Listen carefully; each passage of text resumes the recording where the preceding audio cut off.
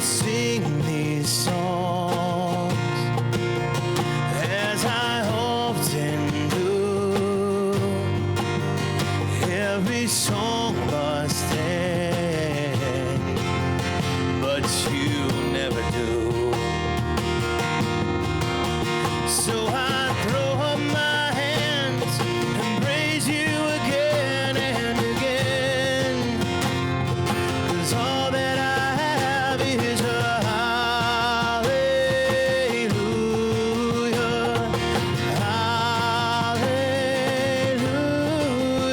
And I know it's not much, of nothing else fit for a king, except for a heart singing hallelujah, hallelujah.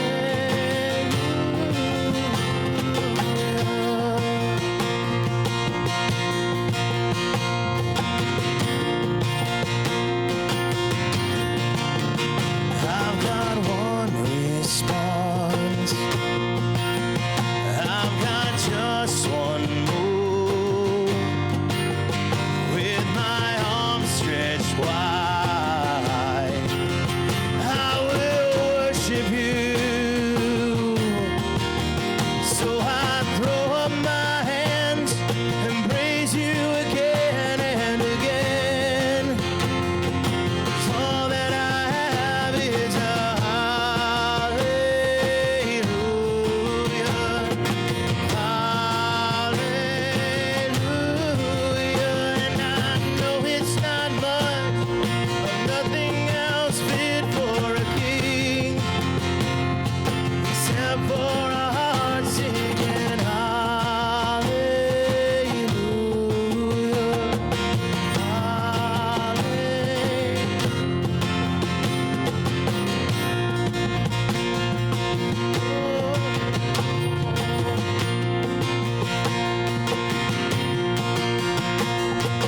Come on, my soul, don't you get shy on me. Lift up your song. You've got a lion inside of those lungs. Get up and praise the Lord. And come on, my soul, don't you get shy on me. Lift up your song. You got a lion inside of those lungs. Get up and praise the Lord. Come on, everybody. And come on, my soul, don't you get shy on me. Lift up your song. You got a lion inside of those lungs. Get up and praise the Lord. So I throw up my hands and praise you again and again. Come on, guys, 'cause all that I have is a hallelujah,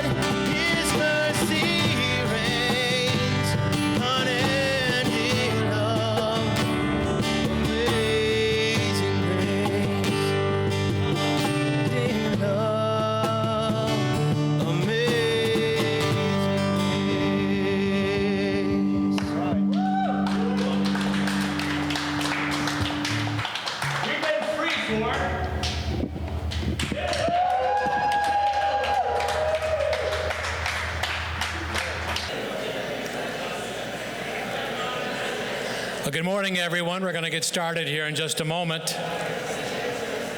My name is Charlie Papillo. I'll be your MC for the day today. Great to be back with all of you again. Some new faces out there and some recognizable faces. I don't want to use the word old, that's just a term, right? For those of you that missed the Adult and Teen Challenge Choir that was here just about 20 minutes ago, you were probably outside setting up. You missed that.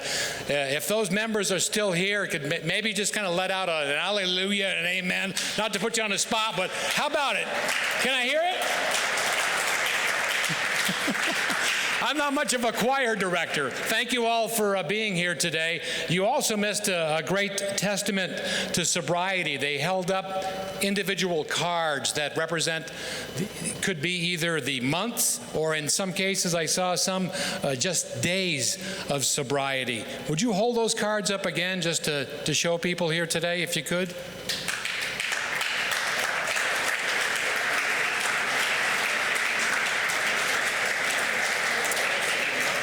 I think they've left the building. Okay. All right.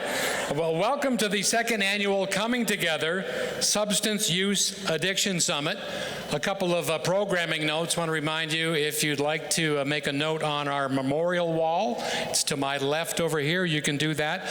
Also, there is an ongoing 50-50 raffle today, and someone will be walking around throughout the course of the day, as well as at the information table. You can sign up for that, and hopefully you are a winner. This event would not happen without the support of our sponsors, and that's very important. I'd love to read the list of those sponsors.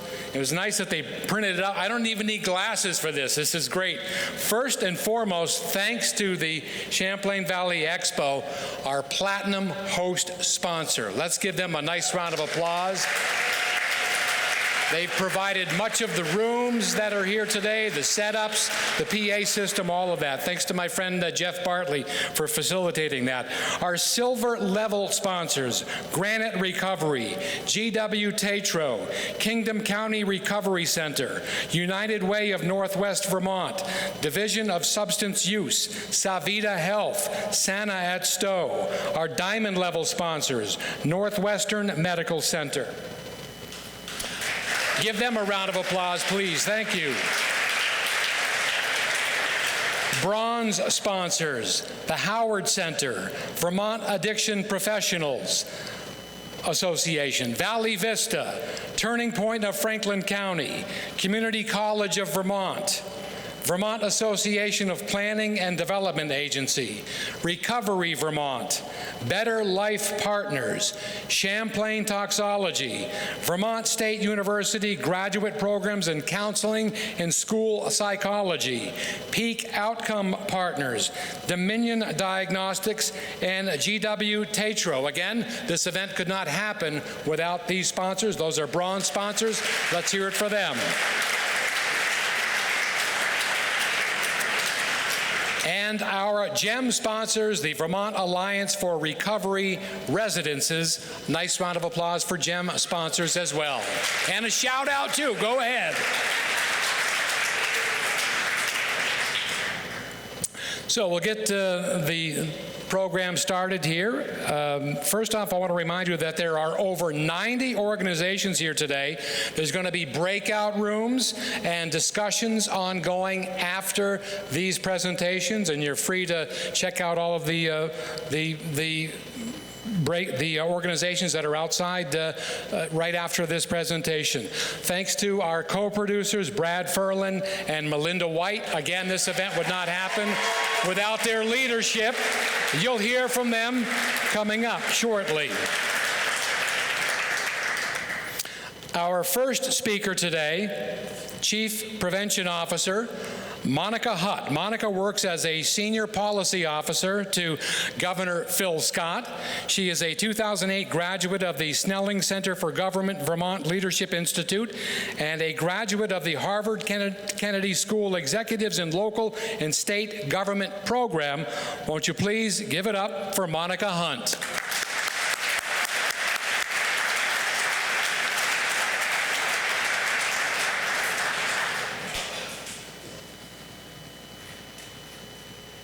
Good morning, everybody, and welcome to the second annual Substance Use Addiction Summit. On behalf of myself and Governor Scott, it's my honor to be here with you today. And I just have to say before I start, Charlie mentioned it, but that Adult Teen Challenge program was probably one of the most powerful things I've seen in a really long time. So thank you for that. It was an amazing way to start this day. I have to admit that I worked really hard to convince Brad and Melinda that I was the wrong person to start this morning.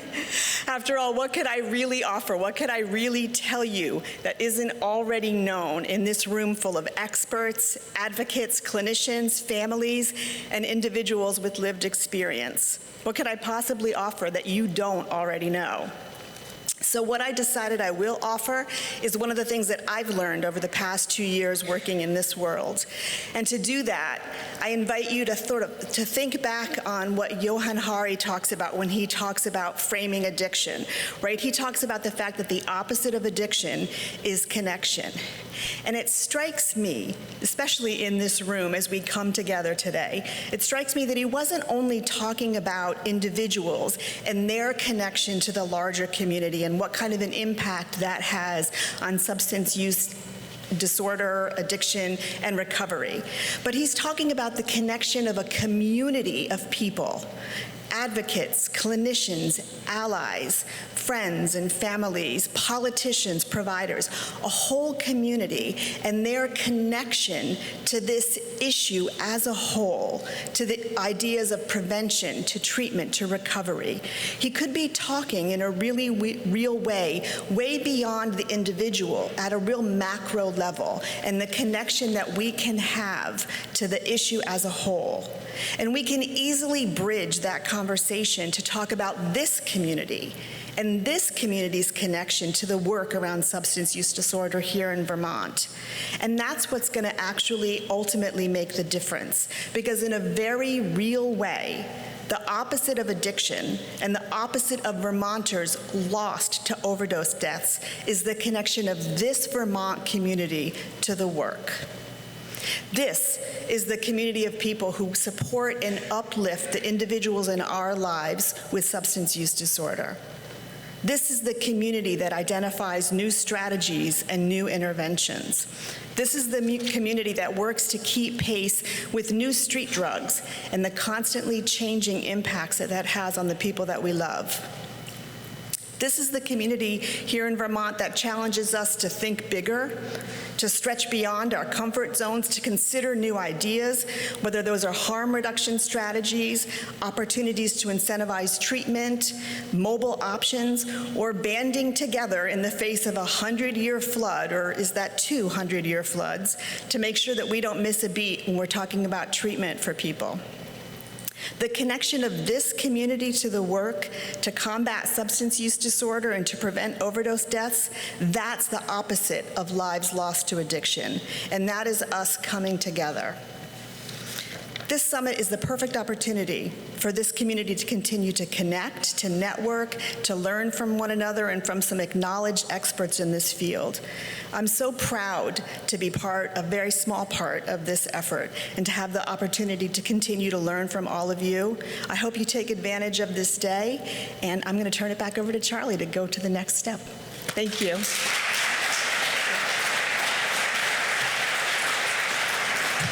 Thank you, Monica.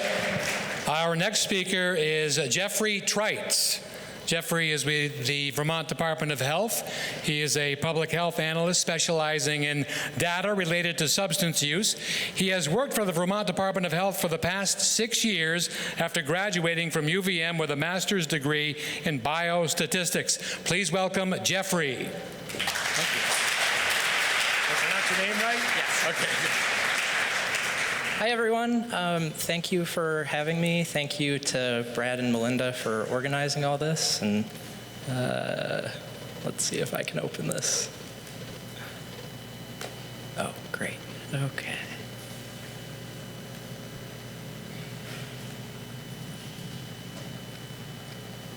Oh, okay. Awesome. So I'm here to talk about overdose surveillance in Vermont. I'm a public health analyst at the health department, so that's kind of my main focus of my job. I would like to start out my presentation with a question, though. So why do we do this work? I personally know a number of people who have died from overdose, who have struggled with substance use disorder, who are in recovery, as I'm sure many of you do as well. And so as I go through the data and statistics in this presentation, I just think it's worth noting that every data point here describes a person who mattered to their friends, to their family, to their community, and still do. So with that, I'm going to start by talking about kind of the national picture for fatal overdose. So this graph only goes back to 2015, but the story is much longer than that. Nationally, overdoses have been increasing for many years. The trend kind of flattened a little bit around 2019, and then COVID came, and we saw a significant spike in fatal overdoses. And this is driven primarily by the presence of fentanyl, which is a synthetic opioid, as we know. But more recently, we've seen more cases involving cocaine and psychostimulants such as methamphetamine. So Vermont is pretty similar in terms of trend to the United States overall. So we've also seen increases in the rate and number of overdoses over time, and we had that slight drop in 2019. But since 2019, the rate of fatal overdose has more than doubled in Vermont. And looking more recently through April of this year, every month has been higher than the 3-year average over time, except for March. So what are some important points that we can take away from these data most recently? So through April 2023, almost all fatal opioid overdoses among Vermont residents involved fentanyl. It's actually 98%. However, only 4% involved heroin, which is much different from not too long ago when heroin was the main driver of fatal opioid overdose, and before that, prescription opioids. Most recently, we've seen the emergence of non-opioid drugs such as xylazine and gabapentin, which is of particular concern because they don't respond to opioid antagonist drugs such as naloxone, and have other problems of their own such as wound care and that sort of thing.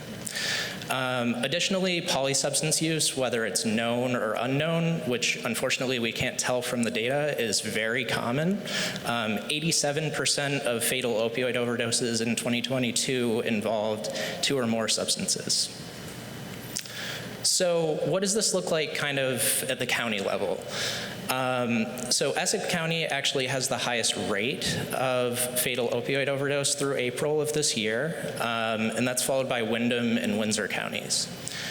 Chittenden County has the highest number of fatal opioid overdoses, and much of this is driven by population size, so that's worth noting. Historically, southern and rural Vermont counties have the highest rate of fatal opioid overdose, so Rutland, Bennington, Windham, and Windsor counties.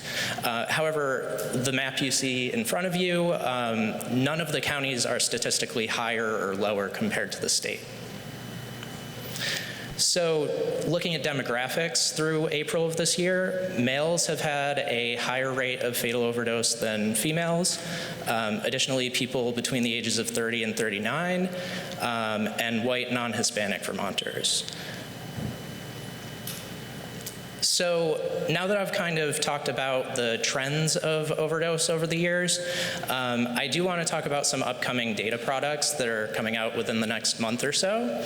The first being the social autopsy report. This is our 4th iteration with data through with data from 2021, and it'll be published on August 23rd.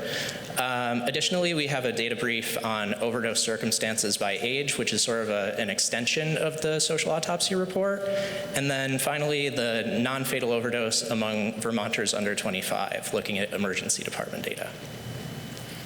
So if any of you were here last year, you would have seen Amanda Jones present this exact slide, but I think it's worth presenting again. So the main goal of the Social Autopsy Project is to strengthen our institution's abilities to identify and aid those experiencing substance use disorder. So basically looking at data to see where people have interacted with state services so we can identify intervention points and more effectively serve this population. Additionally, looking at people, like whether people, what factors were associated with people's overdose. So again, this was similar to a slide presented last year, so I won't talk too much about it. But in this year's iteration of the Social Autopsy Report, we partnered with the Vermont Department of Labor and the Institute for Community Alliances, which are new additions to this report. So Vermont Department of Labor has data such as unemployment, industry of occupation, as well as income. And Institute for Community Alliances is data related to homelessness. So in looking at these data, almost everyone, 99%, interacted with at least one of the data sets or agencies in the report. And then 77% of people interacted with 3 or more agencies. So the takeaway from this is that there are many intervention points. People are not unknown to state systems. They access services, and so this is a great opportunity. I will note a few key statistics from this report that I found interesting. So nearly a quarter of those who died in 2021 had an impaired driving offense since 2000. Nearly a quarter were homeless within the year that they died, and nearly 1 in 5 had filed for unemployment insurance. However, it's worth noting that last statistic was during COVID, where many people were filing for unemployment. So in addition to the social autopsy, we did an analysis on data from the State Unintentional Drug Overdose Reporting System, or SUDORS. So this data set includes information related to circumstances surrounding overdose. And just a couple of key points from that report. 15 to 24-year-olds were most likely to have someone witness the drug use that led to the overdose. And then kind of the flip side of this is that the 35 to 44 and 55 and older age groups had 5 and 7% respectively. So not many people around to witness the drug use prior to the death. Additionally, people 55 and older were also less likely to be administered naloxone during their overdose. Additionally, we looked at non-fatal overdose data for Vermonters under 25. I don't know how well you can see this graph from here, but just a few points from this. The 15 to 19-year-old age group had consistently the highest rate of non-fatal overdose among these groups. And then conversely, the 5 to 9-year-old age group had the lowest rate consistently. Additionally, we saw a spike in 2021. However, that has decreased a little bit among most age groups. So what are the takeaways from these data? Particularly from the social autopsy, as I mentioned before, many people interacted with State of Vermont services. They had reported histories of substance use disorder, alcohol use disorder, and mental health. Previous interactions related to substance use disorder and mental health with EMS, as well as through Medicaid claims, so like within the actual healthcare system. Additionally, IDRP utilization, which is the Impaired Driver Rehabilitation Program, so thinking about those impaired driving offenses that I mentioned earlier, as well as a previous overdose history, controlled substance prescriptions, and homelessness. One data point that really stood out to me in doing this report was that income was consistently lower among people who had died of overdose than Vermonters overall. In fact, it was closer to the federal poverty level than the median income of Vermonters overall. So all these data kind of come together to help inform interventions, but it's also worth noting that there's no one-size-fits-all approach. What might work for one person won't work for everyone, and we need to keep that in mind. So additionally, some demographic information, and this hasn't changed much over the years that we've done the social autopsy report. People who are male, between the ages of 30 and 50, people who have never been married or are divorced, and white non-Hispanic people, as well as people with a high school education or less, are at the highest risk of fatal opioid overdose. Additionally, overdose circumstances vary by age, so this includes the administration of naloxone after an overdose, the presence of witnesses to drug use or bystanders who would ideally respond to an overdose, and method of use. And then finally, non-fatal overdoses among Vermonters under 25 most often involved over-the-counter or prescription medications in 2022. So what are we doing with all this data, you might ask?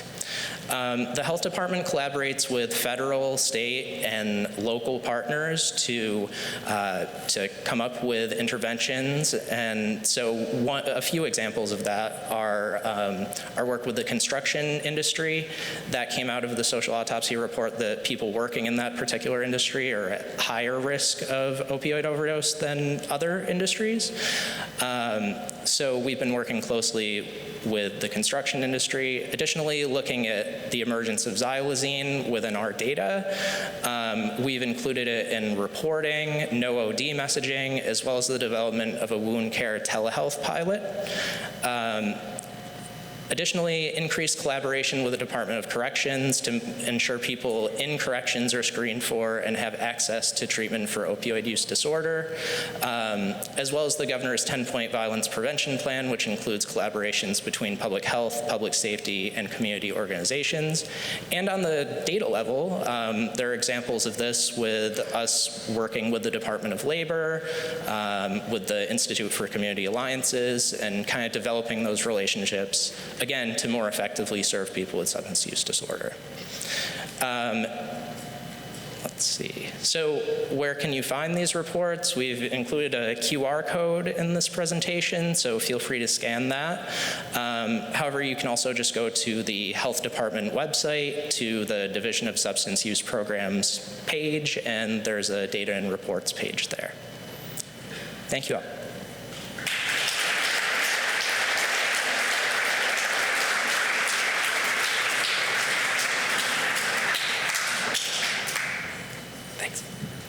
Thank you, Jeffrey. I know I'm going to need to adjust this for our next speaker, so let me do that now. Dr. Mark Levine, welcome back. He was with us last year, appointed Commissioner of Health by Governor Scott in 2017. Prior to that, he practiced general internal medicine, held several positions in academic medicine. He takes great pride in continuing to lead and support the efforts of all his departments, divisions, most notably that of the Division of Substance Use Programs. Welcome back to Dr. Mark Levine. Thank you. Hopefully that's good. No, we're good. There we go. We'll have to lower it again. Hi, everybody. Thank you. So when I did join you at the Coming Together Summit last year, I did a lot of reflecting, as was appropriate at the time, about the pandemic and really how it had reversed some of the progress we had made and thrown a whole bunch of new challenges. Jeff nicely laid the table for me here and showed you that drop in 2019 in our overdoses. And I truly believe, had there not been a pandemic and had fentanyl not reached its current prominent status, we would have continued that trend. I'm here to give a message of hope, but the thing I am most concerned about, I'm just going to say, and then we can be more hopeful. The toxicity of this drug supply has never been to this level. And it is leading to abundant deaths, and as a nation, as a world, we need to get a handle on that. But getting back to what I really want to say, fortunately, we were able to really come together and work and adapt and meet the new evolving needs that we had. During the state of emergency for COVID, 100% of substance use disorder treatment providers remained open. Whether you're talking about outpatient, residential, medication for opioid use disorder, most preventive services also continued with little interruption. And here we are a year later, recently having experienced yet another challenge, historic flooding, a true disaster, displacing people from their homes, hurting livelihoods, threatening connections to support and services, and certainly counterproductive to trying to help people's mental health rebound from the pandemic. But again, I'm very proud to say that as a state, we've really demonstrated our resiliency once again. And thanks to the dedication and support of their communities, 100% of partners in substance use treatment and other services have remained open, with some even joining in the flood recovery efforts in their communities. So whether we have a natural disaster, a global pandemic, a substance use addiction, the theme of this summit, I can't, but we can, has never been more relevant. I want to share a few examples of how our substance use treatment providers, recovery partners, and harm reduction agencies were able to continue their critical work. In Lamoille County, recovery partners joined in the response efforts, assisting with operations and outreach in 4 towns affected by the flood.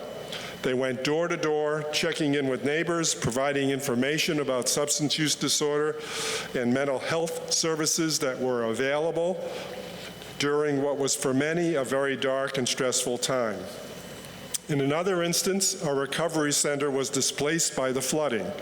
Through great community connections and partnerships, they're able to temporarily relocate their services within their community and quickly stood up remote recovery coaching services. And we drew on the COVID playbook and were able to have many emergency medicine providers in flood-impacted areas provide refill prescriptions for buprenorphine, and many hubs provided take-home doses for methadone. These are just a few stories that highlight one of our greatest strengths as a state. We take care of each other. It's not the responsibility of one to respond, it takes a village. Again, alone I can't, but together we can. This sentiment holds true as we face the many personal and community impacts of substance use. Just as there's no one risk factor or reason behind developing a substance use disorder, there's not one single solution. And in this era of such a toxic drug supply, we truly need very multi-pronged approaches. It's our responsibility as a community to recognize that every person has value. Substance use disorder is a chronic brain disease, and with the proper support, it is treatable and it should never be stigmatized. Now, in Vermont, we're fortunate to have an extensive network of services, supports, and partnerships with communities and providers, and we recognize that these cross-sector initiatives are critical to our success in addressing the ever-evolving issue of substance misuse. As Jeff made clear in his presentation, the Health Department collaborates with state, federal, community partners in preventing and treating substance use disorder and supporting Vermonters in recovery.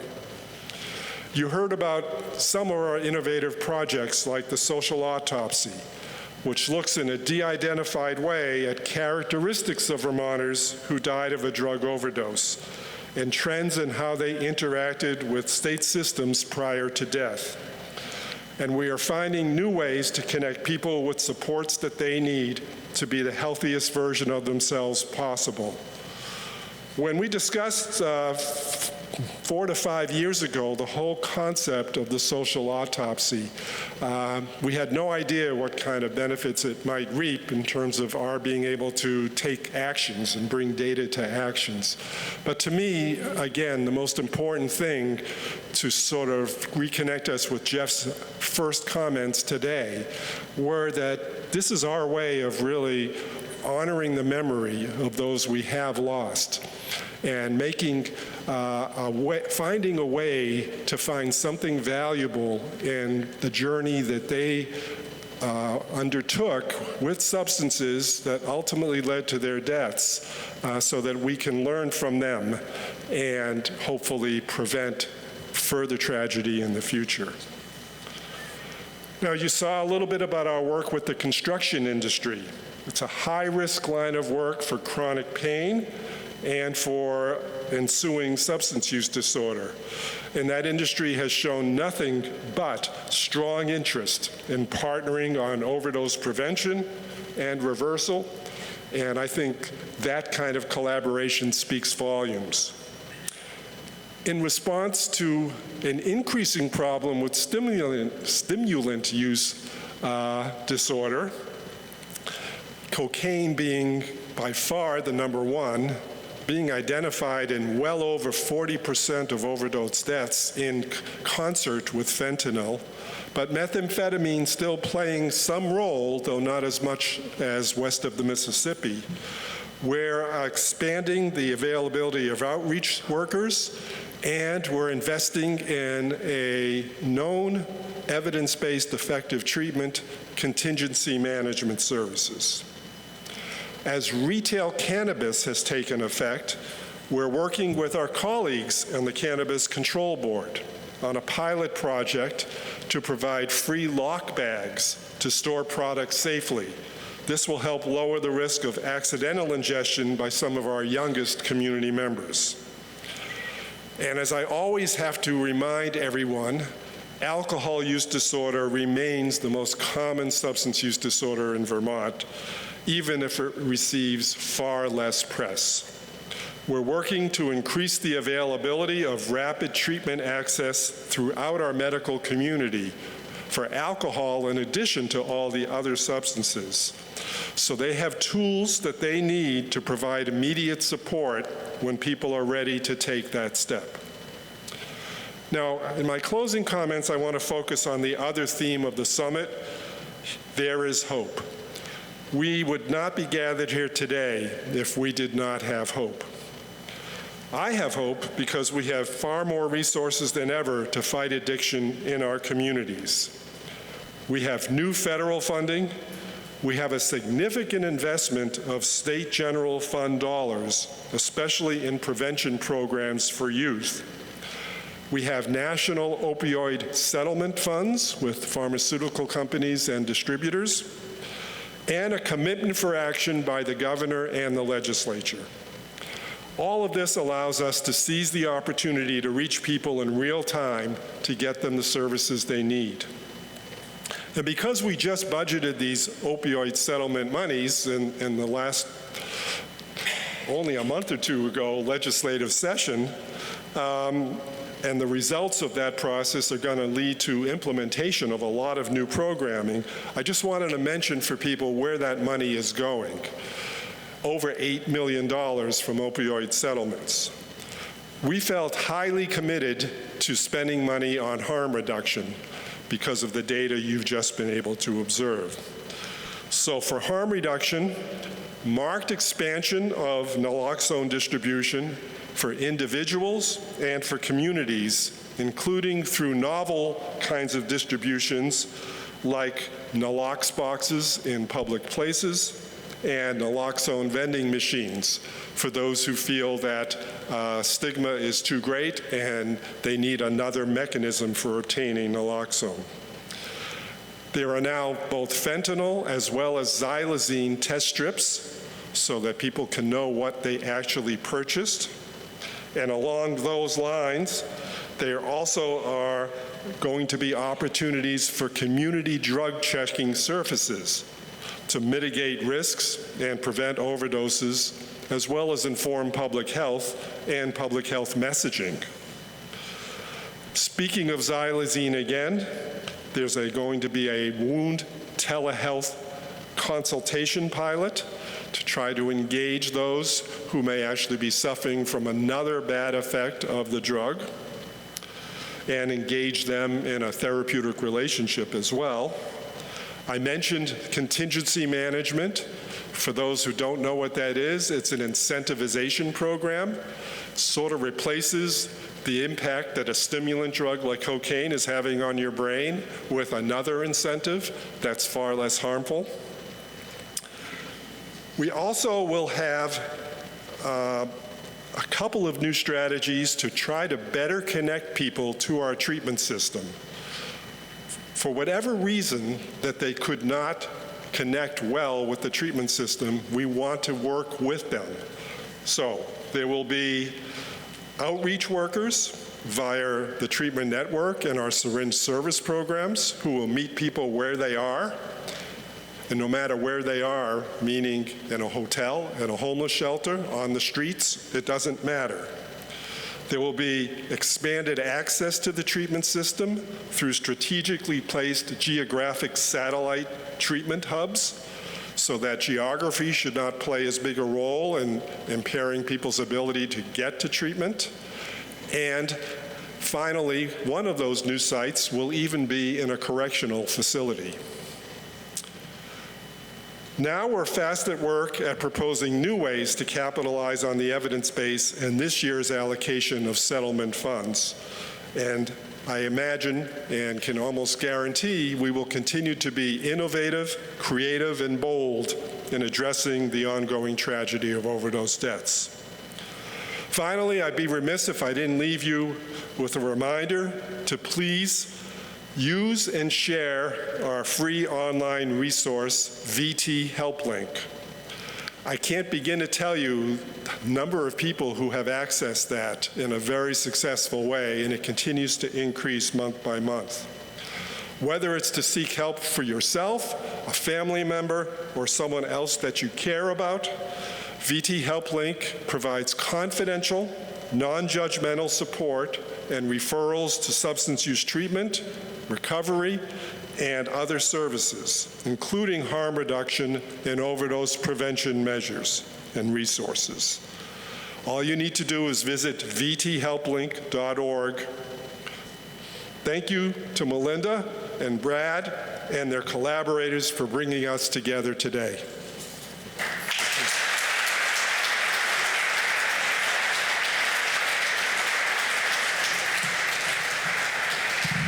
Thank you, Dr. Levine. I'm going to invite two speakers up together. We have Tracie Hauck. Tracie has been the executive director of the Turning Point Center of Rutland since June of 2015. Prior to this, she was a registered nurse for 30 years who became addicted to prescription opiates, causing her to lose her nursing license. Her recovery began at the Turning Point Center. She became a volunteer and eventually became their director. She has a remarkable story. You'll hear that in a moment. And joining her is Commander Matthew Prouty, a staff sergeant in the Vermont Army National Guard. He was also with the police department of Rutland City for 22 years. He became well known in the community as the second leader of the Project Vision, also the handler of 2 canine units, and I found this out, a participant in the Dancing with the Rutland Stars. In fact, he's asked that at the end of his talk here, he'd like you to hold up a card and you can rate him from 1 to 10. Won't you please welcome Matthew and Tracie?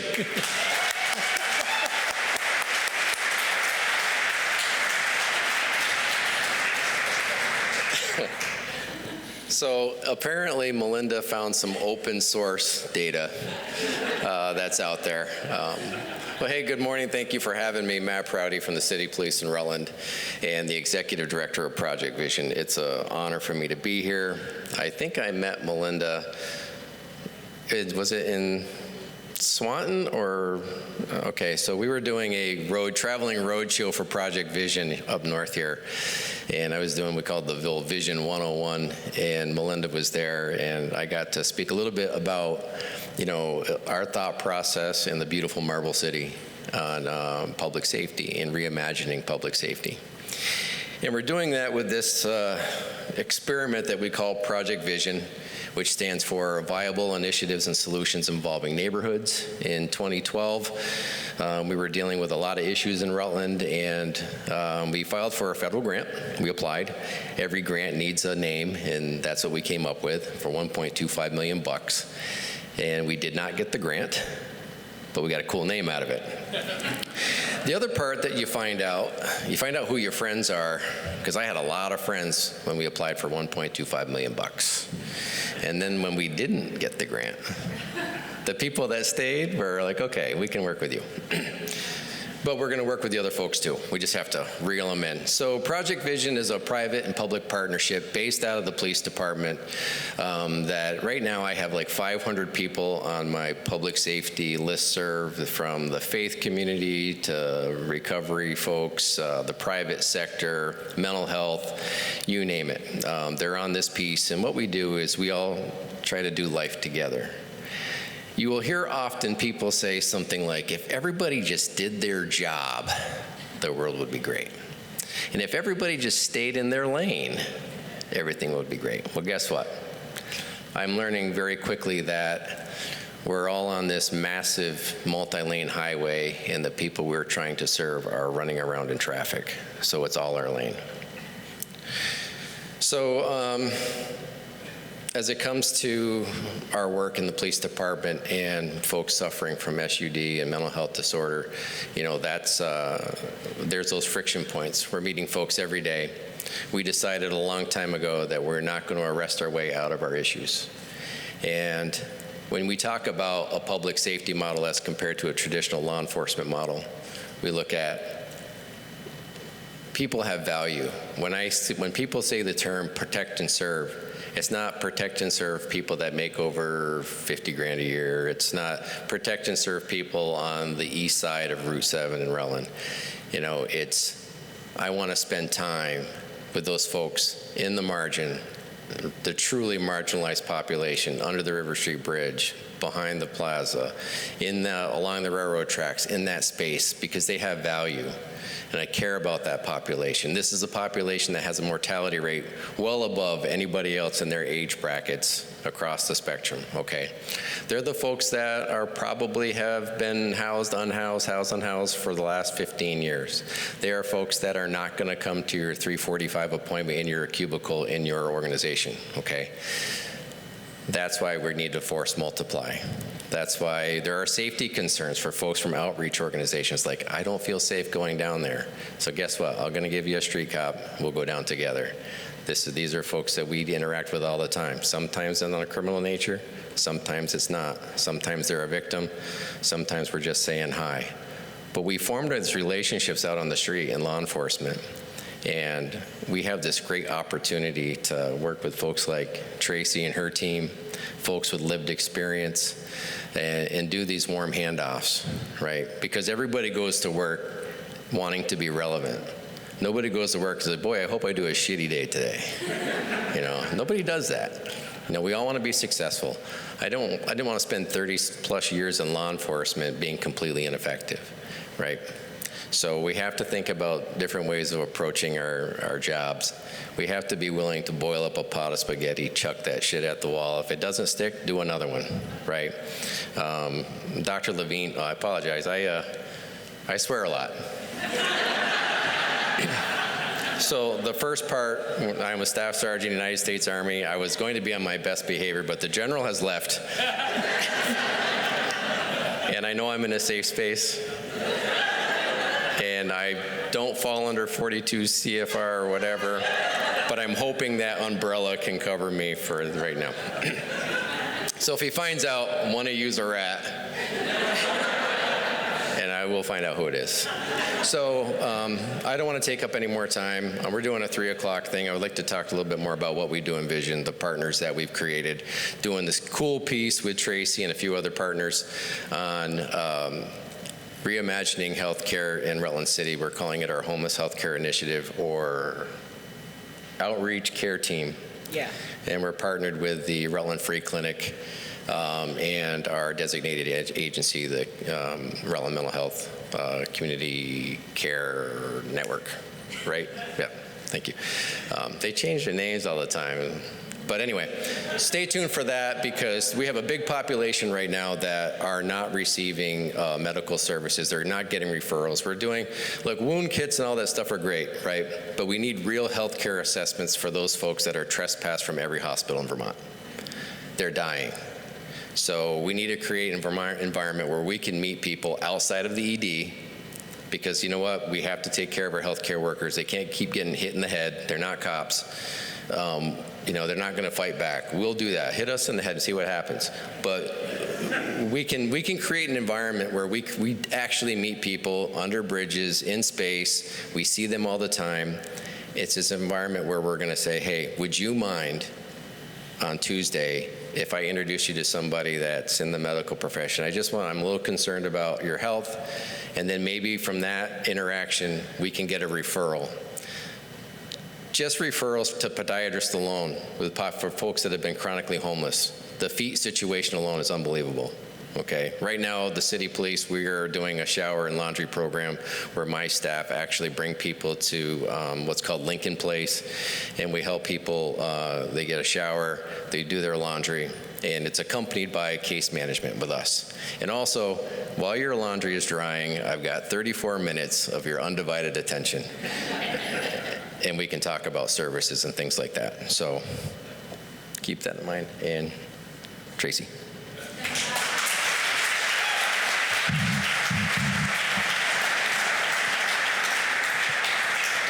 Good morning, everybody. And I'm honored to be here again to speak. And thank you, Brad and Melinda, for arranging this. As a lot of you know, I don't prepare speeches, so I just speak from my heart. I've been director of Turning Point Center since 2015. This May, I have 10 years in recovery.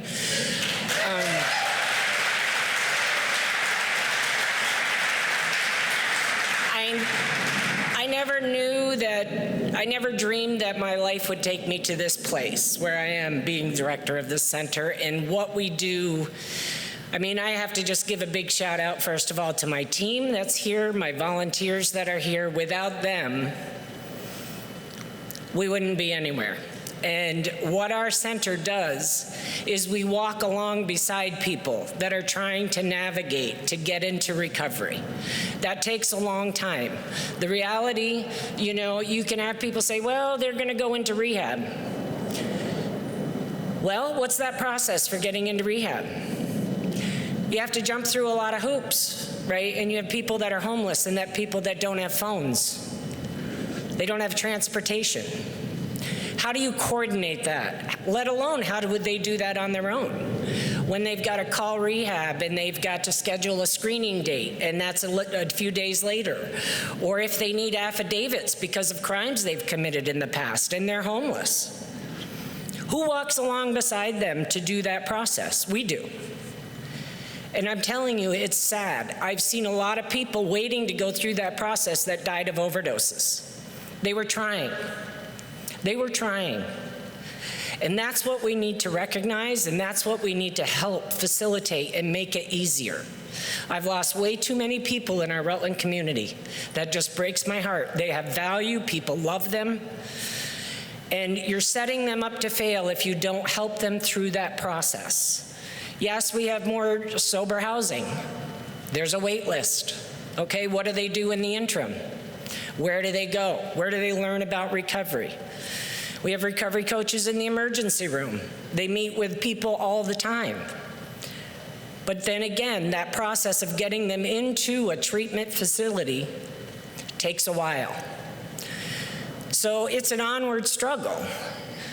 One of the other programs we do at our center, which I'm It's my pride and joy. It's the corrections program where we have recovery coaches. We've been doing it since 2016. They go into the correctional facility. It's voluntary for any inmate to sign up for that. We have had outstanding response from that. We've had a lot of people engaged. There was a Vermont Digger article that came out a few months ago that interviewed some of the guys that have been released and are doing well and still meeting with their recovery coach. You know, if we're going to truly meet them where they're at, then you need to let us meet them where they're at and have that conversation. You can't tell people that are sitting in jail, go to 12-step meetings, go to this, go to that. They've got to build up trust first. And that's how they do it, by meeting with our coaches and realizing that they have value and they are worth something and they can improve their lives if they get the right support. I'm happy to say, I mean, we've been doing our Department of Corrections program since 2016, and you know, I'm going to say this with some optimism because I have some skepticism, but I've had meetings with Department of Corrections, and they want to model our program across the state. I am so excited about that, and maybe it won't reach everyone, but it will reach some. And all I can say is if it reaches one person, when that person gets out of jail, that person is going to affect the community they live in. They're going to affect their friends and their family. So you can't say it only reaches one. It reaches many.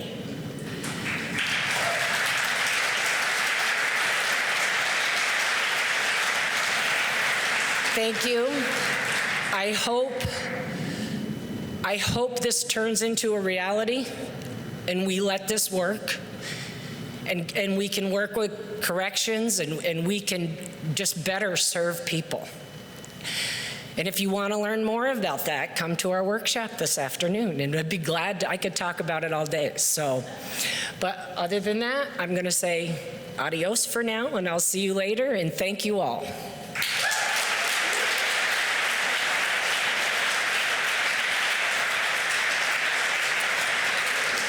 Thank you both. We are honored today to have as our keynote speaker Maureen Cavanagh. Maureen is an author of a book called If You Love Me. She's an educator, a licensed alcohol and drug counselor, and the founder of Magnolia New Beginnings, a nonprofit 501c3 organization that provides access to online support groups and education for anyone struggling with a loved one's addiction. Maureen is also a training partner of Operation to Save Lives, training police departments and community groups on the creation of quick response teams to respond to overdose. She has a very powerful story. Won't you please welcome Maureen Cavanagh.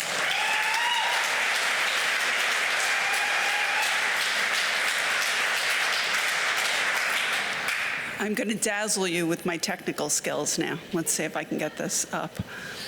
You know, it's funny. I was none of those things a little over 10 years ago and absolutely had no intention of ever doing any of those things. I was kind of minding my own business. Oh, this is going to be amazing if I can do it.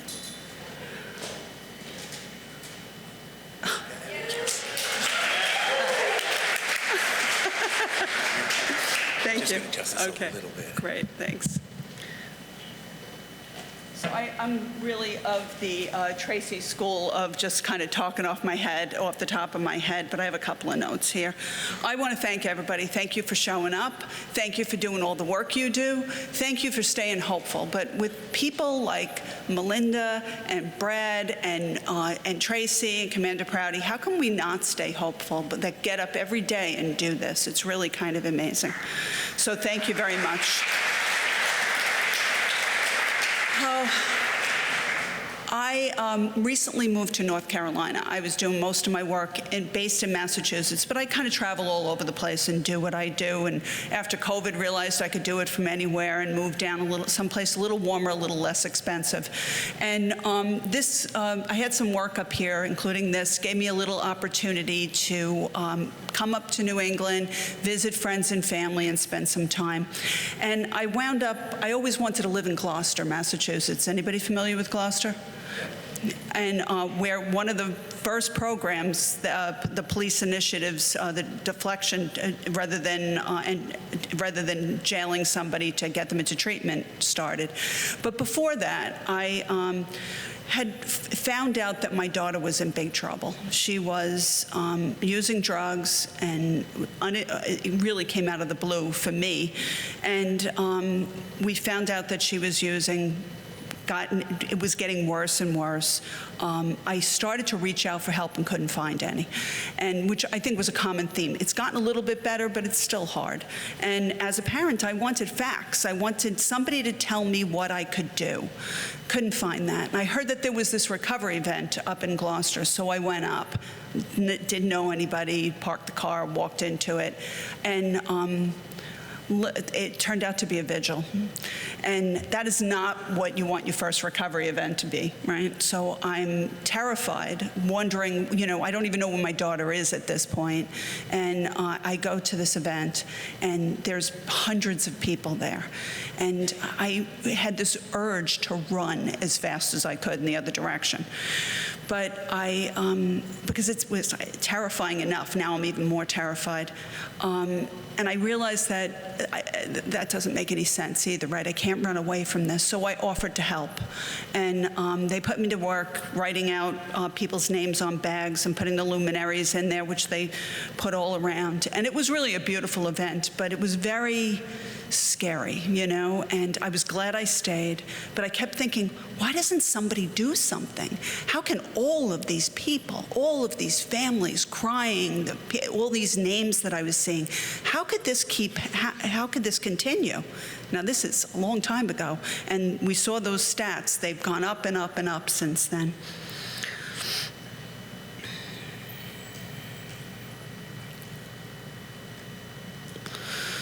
So, like I said, none of this, I didn't intend on doing any of this. I grew up in a family full of drugs and alcohol, and I promised myself I was never going to have any of that in my life, around me, or certainly anywhere near my children or near my family. And we all see how nicely that worked out, right? Sometimes you plan, God laughs. I am somebody who sees something and wants to change it. I don't sit by and watch things happen, but I could not seem to figure out what to do about this, what to do about my daughter. I became one of these 60 million people that is supporting somebody that's struggling with drugs. That's amazing, 60 million people, and there's still stigma, and people still won't talk about it, and they won't reach out for help, and I know that now because I work with families all the time. They're still afraid to talk about it. Only 2% of these families ever get the help that they need, and I'm not quite sure what that even means, because the help that I reached out for, what I got, was not what I needed. It was what was available. And what was available was peer support, which was wonderful. I met some of the best people I've ever known in my life, but they were often families that were struggling just like I was, and knew, as much or even sometimes less than what I knew. That wasn't the help that I needed. So, like they say, addiction is a family disease. Well, it was definitely a family disease. I grew up in that atmosphere, hoped never to be in that situation, and found myself, like a lot of people, in that situation. My daughter went off to college, and she was kind of one of those kids that never liked to stay overnight, even at somebody's house. So when she went to college and she wanted to come home all the time at every opportunity, it wasn't too much of a shock. But around Christmas time, she came home, and she seemed to be starting to fit in a little bit better. And she would stay then. She wasn't coming home as much, and we thought she was doing better. but instead she was starting to get into drugs and alcohol. So here's me and her. That is me, believe it or not. I know, I feel like I aged about 100 years, but that's her and I. I always say that's me knee deep, and this will never happen in my family. She was just the sweetest, most adorable, calmest, nicest person always. And I wanted to, after growing up like that, I wanted to make sure that she had the best life possible. I moved to Marblehead and was a teacher there for many years and thought I was doing all the right things. I mean, technically, I was doing all the right things, all the things you read about, right? You're supposed to have family meals, you're supposed to have vacations together, you're supposed to be home for them. We used to race each other home. A town of 22,000 people. 22,000 people is less than a quarter of the people that passed last year from a substance use disorder. So small town, and we thought we were protected. I thought we were protected. I thought the things that happened out in the rest of the world wouldn't happen there. Well, we all know that that's not true, right? So she was, I tell people now when I work as a family recovery coach, I tell people to tell me a story of who your loved one is. And most people can pick out that story about this is who they are at their core. When they're using, sometimes it's hard to find that person again, but when you think about who is this person, try to find that story, and then when things get tough, to hold on to that. And the story that I have about my daughter, believe me when I tell you, I needed to take that story and hold on to it many, many times. There was a point when she was about 7, her brother was about 4, that my mother had been ill for a long time, and they weren't that close with her. I had older children too. She had passed away, and I told my older children, help them deal with it, and then I told my 2 younger children. And of course, this is somebody who was raised in an environment with lots of drugs and alcohol, so I try to do everything perfectly, which is not a good thing, by the way, in case anybody was wondering. It also is not possible. So I read this book by Maria Shriver, and I think, about how people go to heaven, and I tell them, Nanny was sick, and now she's gone to heaven. And my son was like about 3 or 4, went right over his head. But my daughter looked up at me with those big brown eyes, and she said, "Oh my goodness, if I'm this sad, imagine how you must feel." And that's my daughter. I do a lot of speaking, and this gets me every time. So, I mean, she was just a lovely person who turned into a lovely young woman who volunteered and sang in the church choir and did all of the things that you would hope somebody would do until that first year of college. Not perfect. I don't think she was perfect.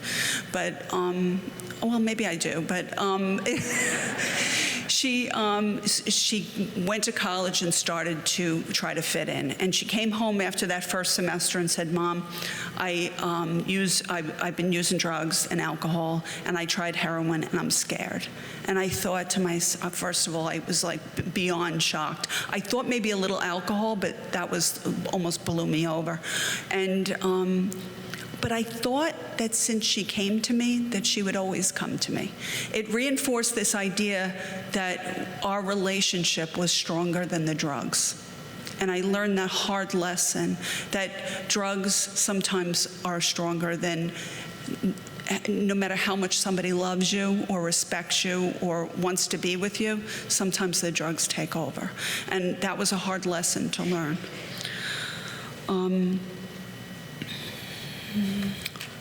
She's so cute, isn't she? I just love doing this.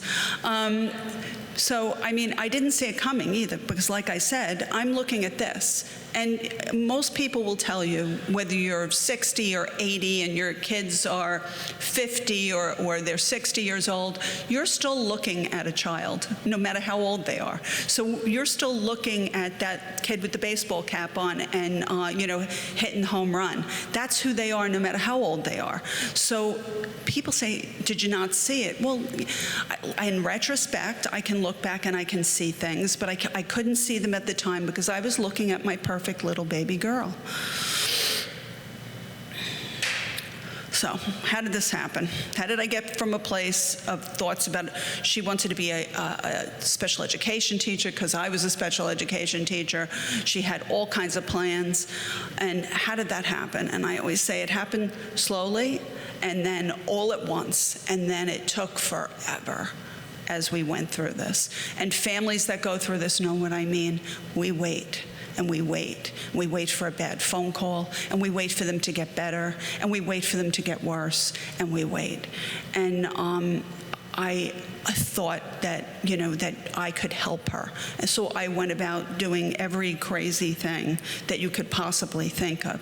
Dangerous things, things that didn't make any sense. And it was because my brain was compromised too. And I searched and searched for help. I went to addiction medicine doctors. I went to psychiatrists that dealt with substance use disorder. I went to every event. I went and I did these things because I thought I could find somebody that would give me some information. And instead, I got a lot of bad advice, I have to tell you.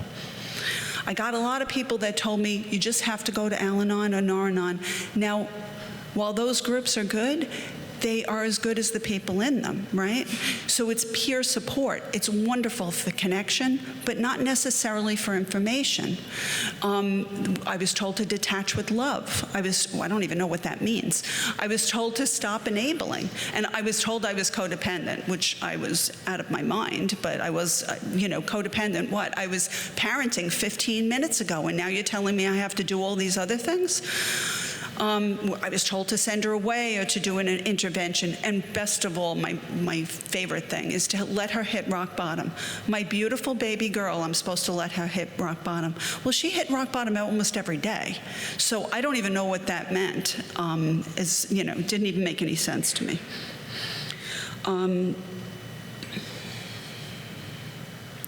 This tough love thing, that we're supposed to practice tough love. She came home one night after the longest period she had of abstinence, of recovery. She was living in a sober living with a whole bunch of people she went through treatment with. And if anybody works in that kind of environment, sometimes everybody just clicks. And they support each other, and they're amazing. And I've seen things where people go on, and then they wind up working in the field, and it's just incredible because they know each other from back then. She had one of those groups, and she didn't come home one night. So I got a phone call, and she hadn't checked in. It was about 10 or 11 o'clock. They said, we're going to go out and look for her. Sober people are amazing. And so they went out, and all these friends of hers went out, and they looked everywhere for her, and finally found her about 3 o'clock in the morning. And she was dirty, and she was sick, and she was so disappointed in herself because she felt like she had it that time. And I looked at her, and they dropped her off at my house, and she was sitting on my kitchen floor, and she was crying. And I said, honey, I love you so much. And she said, if you love me, you'd let me die. And that was the moment where I realized I didn't get I didn't get it. I thought that if I loved her enough that she could stay alive, and she was staying alive because she could have at any point. I think she could have took that final shot, but she was trying to hang on for her family, and that was the only reason. Because if there was ever anybody as sad and as heartbroken as I was, it was her. Twice as much. And I always tell parents that if you think you feel bad, you can't even imagine how they must feel. So, many years later, after I visited many families at these meetings, I would go to the meetings that I went to and that I tried to find information at, and I would hear these same people saying, it was always the loudest voice in the room, telling people to cut them off and to practice tough love and to not have anything to do with them. And I thought to myself, if my child had leukemia and they went to Children's Hospital, and they'd get the best care, right? They would get meetings, parents would get the meetings, they would get care, there would be all kinds of support and information, real information, evidence-based, science-based information. And if they went on, after surviving that, if they went on to then go and start using alcohol and drugs and get addicted to substances, their families would go out and look for help, and there wouldn't be any. And they would go out and they would be, as you said, wouldn't be able to get into certain hospitals because they'd come too many times, or something had happened because of their disorder. And I thought, somebody's got to do something. Again, that feeling that somebody has to do something.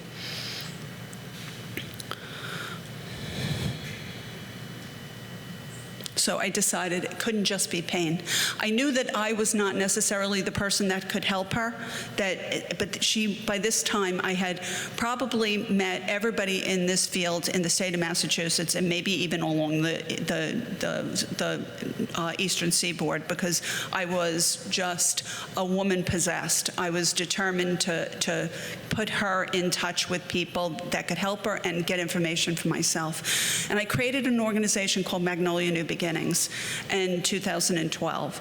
And this organization was a system of family support groups online that could connect people to each other, because that's what we needed, right? We needed to be connected to each other, and we needed to make sure that the information that these people were getting was safe and reliable and evidence-based. And that's what happened in those groups. I started to speak out. I was asked to write the book, If You Love Me. And I got trained too. I went back to school. I became an alcohol and drug counselor. I decided I was going to be the family coach, because in my feeling is that what do families need? They need coaches like recovery coaches, somebody who can guide families through this. And I've been fortunate enough to work in Vermont and train some of the family recovery coaches that you have here in the state.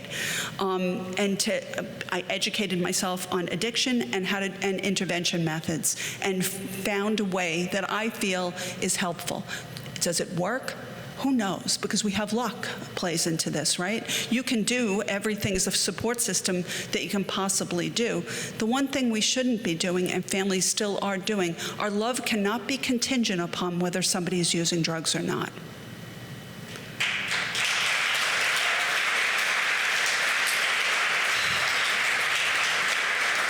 And that's the bad message a lot of families walk away with, is that they have to hold that back. And that people get well when they're loved and supported. And even sometimes when they're loved and supported, bad luck, fate, whatever you want, steps in and takes them. So there's still no guarantee. They need family coaching, and I developed a curriculum-based family support meeting with 26 modules, and it's the 26 things that I wish I knew when I was going through this. And I'm going to be talking a little bit about that at 2 o'clock. So I'm doing all of these things. I'm talking about the book. I work and create these deflection academies where we train police and community groups to do the things that you're already doing here well, at least in Rutland. I mean, it's amazing when somebody is at their lowest. If you step in with kindness and information, what can happen? And I always say that, somebody's got to do something. You're the somebody. You're the somebody. I was the somebody. And you don't have to do everything, but as we were saying earlier, if we just stick together and work together and not give up hope, right? Because you have people in this community that are holding on to that hope for you when you get weak, because this is a hard, hard thing to do every day. And it's hard when it's your family, and it's hard when I get choked up even talking about it 10 plus years later, because it's my heart. Your child is your heart walking around outside your body. It never gets any easier to talk about that. But we can carry Narcan. We can educate ourselves so that when somebody says something, like people used to say all the time, why can't they just stop? I can say, oh, you've asked the right person. Let me explain the physiology of addiction to you. So become educated so you can answer those questions and reach out to people. I have had the pleasure and the honor of, I have probably 30 people I call my kids, because there are people that cut their kids off that I was lucky enough to be in the right place at the right time and got to go with them and walk alongside them through their journey. And a lot of those stories are in that book too. The shame, the stigma, the language. We have to watch our language, and we have to try desperately, even though it's hard, and God knows it's hard, is to stay hopeful. Right around the time that the book was released, so like I said, somebody approached me to write this book. I would have never written a memoir. As a matter of fact, I used to say, who writes a memoir? Really? You think you're that important? That's funny. See, you got to stop talking, because every time I say anything, I get shown that I don't know so much. But right around the time that the book was released, my daughter went into her 37th treatment opportunity. I used to like to call them opportunities. Yeah, right? Another opportunity. And it was another opportunity to get well. And it didn't look any different than any other time she walked in. Now, 37, right? That's a lot of treatment opportunities. At this point, she had been to, we figure around that, somewhere around 40 different entries into treatment. She had overdosed to the point of death, where she was brought into the hospital, blue and dead, 13 times. Another 20 times when somebody had Narcan. It was bad. You know, it wasn't a casual thing. It was bad. And we were, out of all of those times, and her dad had really good insurance, so she went to decent places. I had 4 family meetings. 4. So they weren't concerned at all about what would happen to her afterwards, and what was happening with the number one reason people go into treatment is the family. They weren't worried about educating me. They weren't worried about making sure that she was going back to somewhere that was stable and that she could maybe build a life worth living, right? That was not the concern. It was get her in, get her out. So I had 4 meetings all around discharge planning, because she was telling them she was going home, and I was saying she's got to go to sober living. So it were very ineffective meetings. And so when she went into this last treatment center, it was another treatment center. I was all rah-rah like I always was. And then something kind of amazing happened. She decided she was going to take the Vivitrol shot. And then, as people know, you have to go back for that, right? And a lot of people don't go back for it. But then she decided she was going to go back. And then she got a job, and she got she kept going back, and she stayed on the Vivitrol shot for 4 years. She went back to school.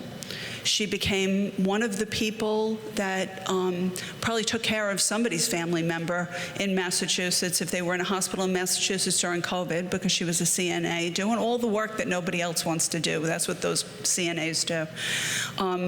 She just recently had a birthday party for my granddaughter, who's now 1. And that's the reason we don't give up hope.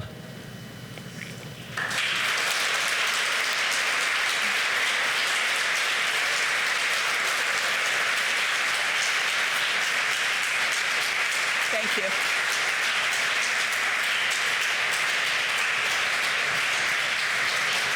Thank you, Maureen.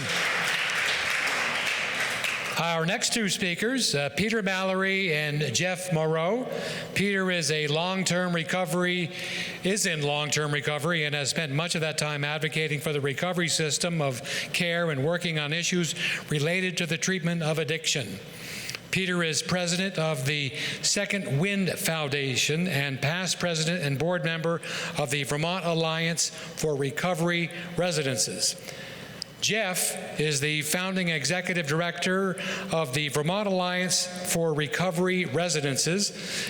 VTAR, as it's known, is committed to supporting those in recovery from substance use disorders by improving access to recovery residences.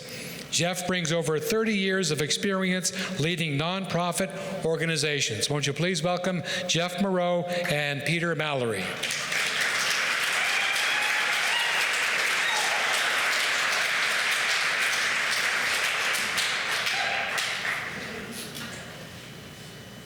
I'll go first, save the best for last. Three quick things. One, Brad and Melinda, thank you very much. Brad, no offense. Melinda is one of my recovery heroes. She serves on our board, but both of you, thank you very much.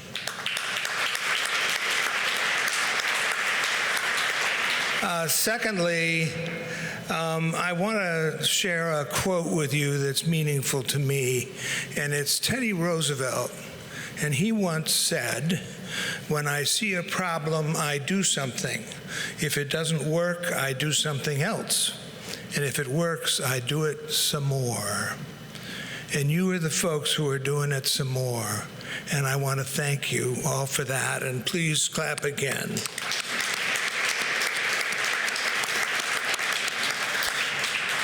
Thirdly, I sat here in the front row and watched a bunch of my friends making notes because they hadn't written a speech. Thank you for that. I was with them making notes, so I'll be quick. My job here is to talk a little bit about VTAR and its origins. Is Dave Regal here? Oh, Dave, I've embarrassed you. Well, many of you know Dave Regal and the Vermont Foundation of Recovery. He's now working for the state. Thank you for that. And Dave was one of the, if not the first impetus for VTAR. He came, I was working at VAMHAR at the time.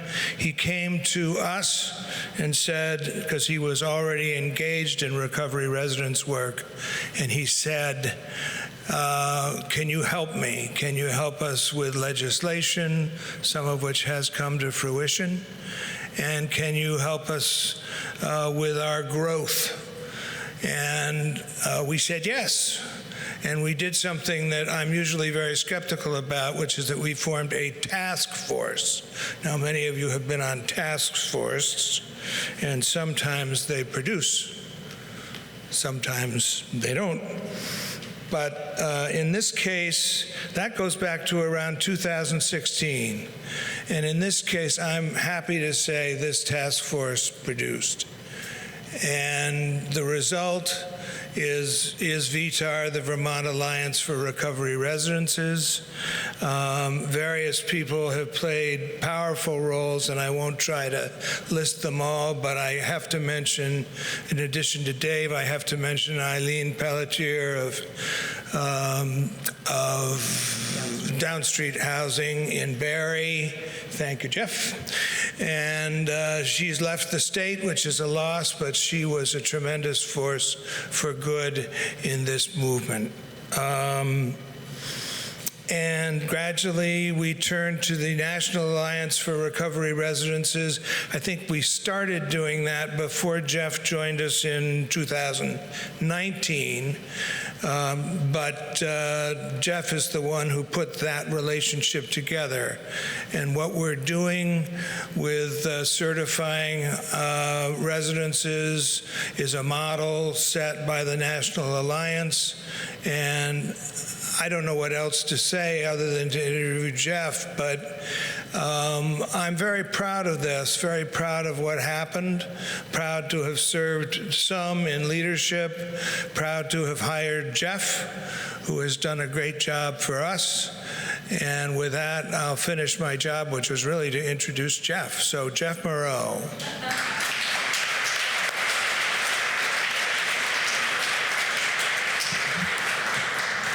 Thank you, Peter.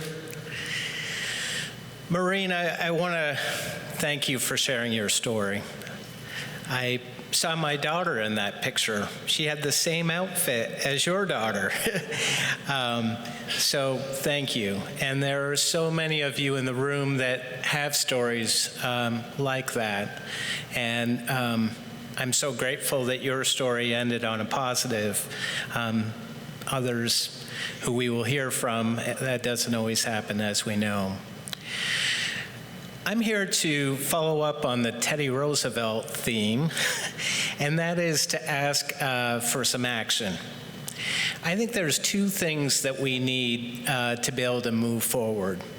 And the first is we need respite space for individuals to go to when they have a recurrence of their disease, and they maybe need 24, 48 hours to figure out their path.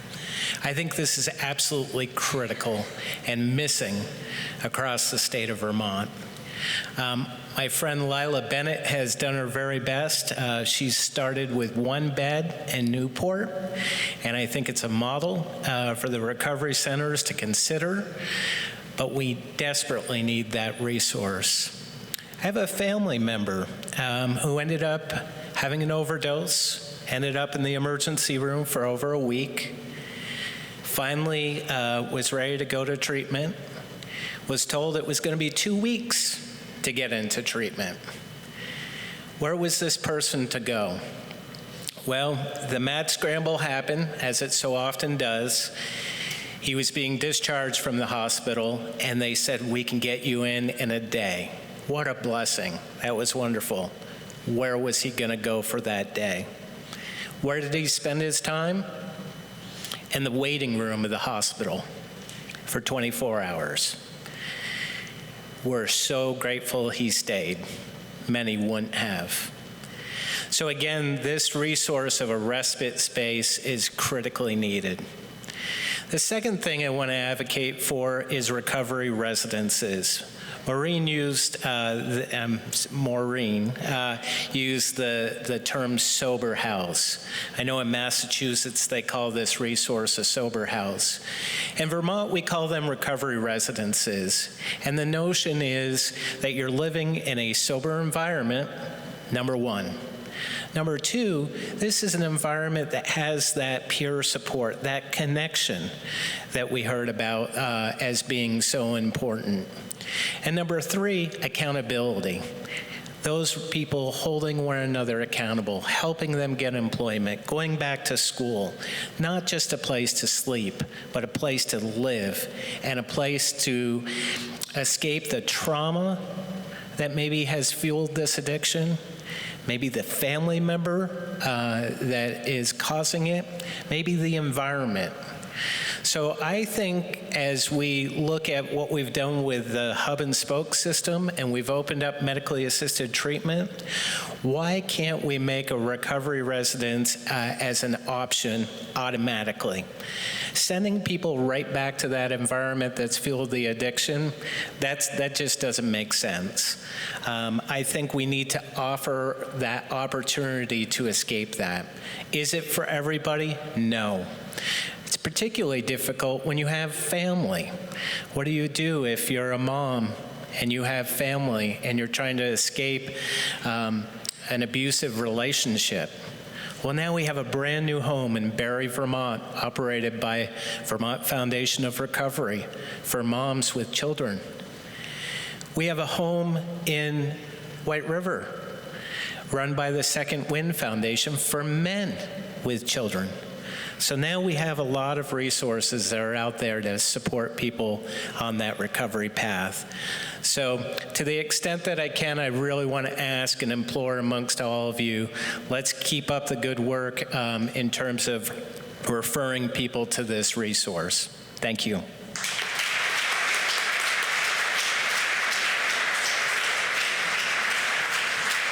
Thank you. Our next speakers, Dawn Tatro and Daniel Franklin, are with Jenna's Promise.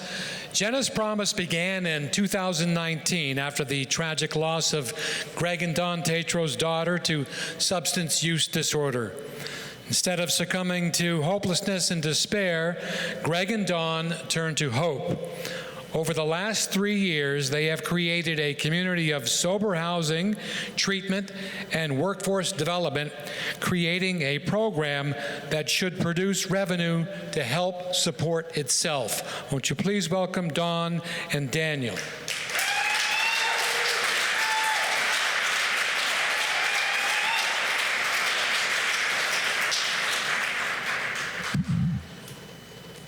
Wow, I didn't write anything, but as I hear everybody speaking, I've changed my my speech. I don't know how many times after listening to Maureen and Tracie and so many of you. As you well know, we lost our daughter, Jenna, almost 4 years ago. And I also echo what Maureen said. We needed to do something different. And losing her, it was like either I'm going to lay down and die or I'm going to make change. And my husband and I, Greg, decided to stand up and to fight for all these other families that are struggling, and to fight to get people into treatment. And I know it can be a pain in the ass when I'm asking, can you get this person in? Can you get that person in? But it's somebody's life. And by developing Jenna's Promise, it was everything that we felt like we couldn't, the gaps we needed to fill in. And whether it be housing or treatment or work, so we decided that we wanted to build something around that and make this, this community. And kind of going back to Monica, that connection. And when you bring connection into a community, like Johnson, for instance, which was a huge drug community, and you often hear people say, I used to go to Johnson for drugs, and now I come for recovery, which is amazing. But one of the things that people don't like, these dealers, the gangs, is they hate connection. And we had a street, it was Railroad Street, and they had 133 calls on that street in 1 year, and the select board got together and said, what can we do? And when we started building Jenna's Promise, there was no pushback in town. And we cleaned that town up. And one of the biggest drug houses is now a recovery house. Railroad Street, which was a huge problem, I don't know how many busts they had there, is clean, and there's families on it again. But one thing they don't like is connection. And whatever we do, whether it's in the cafe with people working in recovery and the community coming in, it's connection. They come in, they look at the people in recovery, and they're no different. And now people are happy that we did this. It wasn't like, I don't want those people here. They're grateful that they have their town back, and they have this wonderful people of residents that are willing to work and are so grateful. By creating Jenna's Promise, I think we decided that we wanted to base it on trauma. Because, I don't know, Jenna went to 22 rehabs all over, and we were lucky enough to have the insurance. But they never dealt with the reasons that she used, her anxiety or depression, or, her boyfriend beating her up and having PSD. It's just, they never dealt with that. And so we decided to develop an IOP that was trauma-based and with addiction underlying, and it worked. And people started getting the tools they needed to get better. And even when they leave, you see them out, and they might have a slip up, but they have the tools to get back on their feet again. And by teaching them skills with the workforce development and giving them a purpose, it changes everything about them. Now they have something to live for. They have housing that is, just like Maureen said, that they have relationships with. I know when Jenna went to New Hampshire, when she passed, 18 people came up from the Granite Recovery House that she was in for her funeral. And I couldn't believe it. She was just there 3 months, but the relationships she had developed there were huge. And all those, not all, at least 20% of those people still connect with me. She's made a difference. And I know that it's all working together, whether it be Tracie, DLC, or Lila with her rehab bed, that we can make change. I see it already, and I see the great partners here, and I'm grateful. And unfortunately, Jenna didn't make it. And unfortunately, where I go visit her is at her stone. And I bring granite cleaner, and I plant sunflowers. And but I say, you're making change, Jenna. You really are. You're making a difference. So I thank you all for coming and all your support.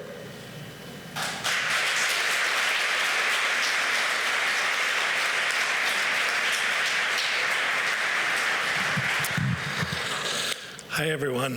My name's Daniel. I'm lucky enough to be the Chief Operating Officer for Jenna's Promise, and probably many of us here have lost people, and one of the hardest things to do, and one of the things that I admire Dawn for the most is knowing that, maybe we haven't been able to save the ones we loved, but continuing to work to save others.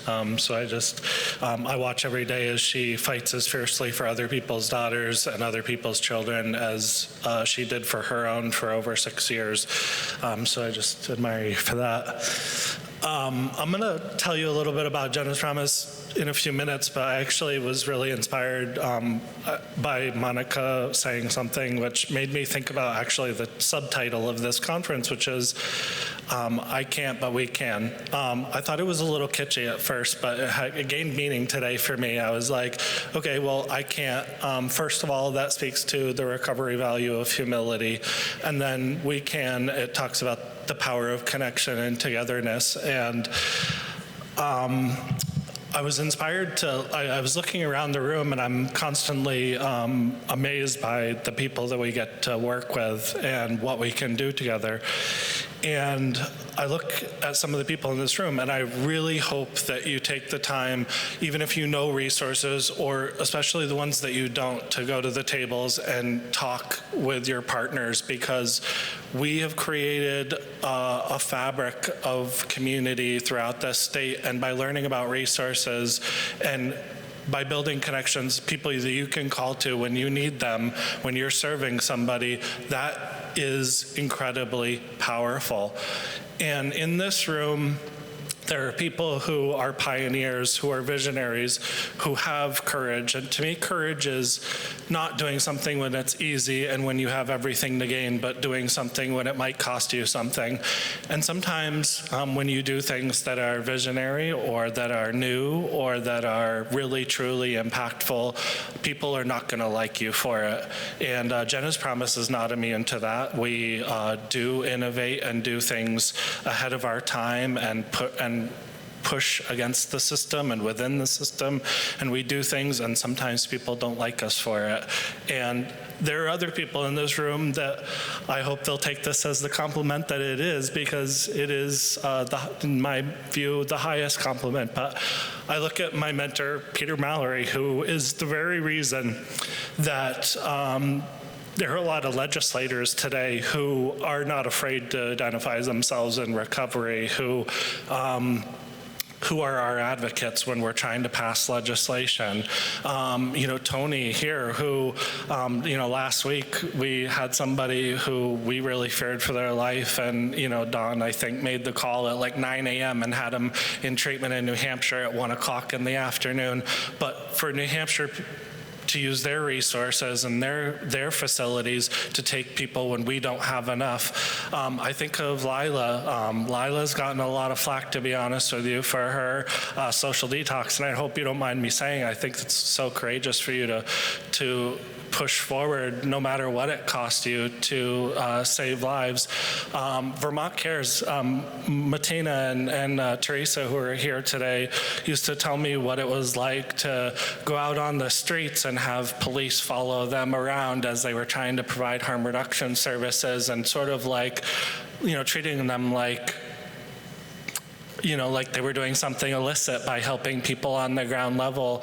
My colleague, Carolyn Butler, who continues to push the envelope and goes to trailer parks or wherever she has to, the streets, to provide wound care for people who are facing terrors that are hard for many people to imagine because of xylazine, which is flooding our state right now. The wounds that people are experiencing are terrifying and horrible and deadly. And there are a lot of people in the room that we could call out. But what I'm saying is the pioneers, the visionaries, the people with courage. I think of Ed Baker. My friend Ed Baker is the producer of the Addiction Recovery Channel, which is now one of the most watched shows on public access television, who frankly puts himself in the line of fire all the time with his op-eds and his channel by talking to people who are on the ground level and speaking out for overdose prevention centers, and going, frankly, to really dangerous and difficult places like Tenderloin in San Francisco.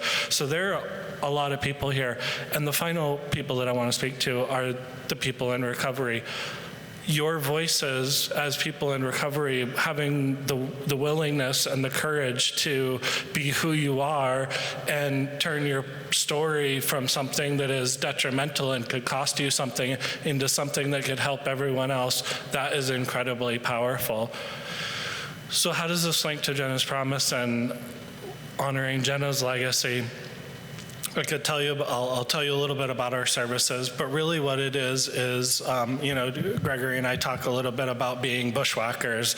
We're the people who are going to carve through the stinging nettles and the briars and all of the stuff that we have to get through to make change in our system to save people.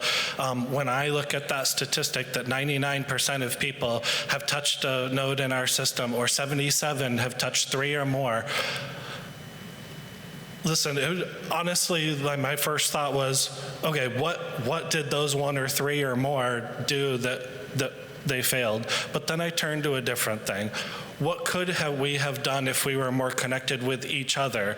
And so I'm going to go back to humility and say, so I was with my team yesterday and I was sitting around and a couple of them were struggling and they were saying, it really frustrates me when I can't help somebody and I have to refer them out. And I said, our job isn't to be everything to everyone, and sometimes we have to be humble enough and we have to recognize that resource navigation is the thing that we are providing in this moment. We have to recognize and know who is out there that we can refer to, and we have to trust them, and we have to trust our knowledge to get them where they need to go, to the people who are going to be those dogged advocates in the moment. And so sometimes being a resource navigator is our job, being humble enough to know that we can't save somebody or help them save themselves. We can't do the thing in the moment. We have to find the people that we are, and through the strength of our relationships with each other that can be bolstered today, we can strengthen our network so that we can do the thing, like make that phone call, get that person in, not 2 weeks from now, but today. So as far as Jenna's promise, we are bushwhackers. We are going to move forward. People ask us all the time, how are we going to grow? Where are we going to go next? I think if we, legislators, administrators, what we can do is soften the ground for everyone else. We can share the light with everyone else. We can share our resources. Sometimes we get criticized because we can raise millions of dollars or we can get on the news or whatever, but we share the light with others to help to show the good work that is happening by our partners, and we are dependent upon and interconnected with and work with our partners, whether it's North Central Vermont Recovery Center or Johnson Health Center or Working Field or Recovery Vermont or VTAR or any number of these organizations. We can't be everything to everyone. We need all of these partners. We all need all of these partners to be as strong as we can and to do what we do very, very well. So a few things that we do well. We provide recovery residences up to 17 beds and in a phase system of 3 homes over the course of 12 to 15 months, or however long it takes a person. We have built what is called the Recovery Village model, which is this whole town oriented to recovery within walking distance. We were midwives, I would say, to help the Johnson Health Center get started to solve what we call a healthcare desert, to bring a health center that would focus on addiction medicine, but we aren't providing medical care. We're helping to bring that to fruition. We work to soften the ground as far as recovery-friendly workplaces. We are one of the largest employers of people in recovery in the state. We'll soon hit over 40 people in recovery that work for us directly. Providing living wages and workforce development and teaching skills. We have social enterprises, so we're trying to show this model of you can use businesses that are profitable, like Jenna's Promise Roasting Company, JP's Promising Goods, Jenna's Coffee House, our coffee shop, other things that we do to put money back into the nonprofit functions and directly help people, because we don't want to be dependent on the system together. We always hope that the money's going to keep flowing, and especially with things like the opioid abatement settlements and things like that. But all of us want security, because when we hire people and we bring on programs, we want to know that they're going to last. When we do something that we know is successful, we want that to last long into the future. We have a community center. It was the first thing that opened after Jenna passed away. It was bought with Jenna's life insurance. It was the exact same amount, the building, and we created Jenna's House, which is a community and event center, and we partnered with others to provide services within that setting. And in the midst of the flood, when we lost the health center, Carolyn and Jeff and the Johnson Health Center are back in there, so we provide homes for other providers. We deliver remote services. We'll have the first Narcan vending machine. We brought in Nalox boxes before they became an acceptable investment from the state.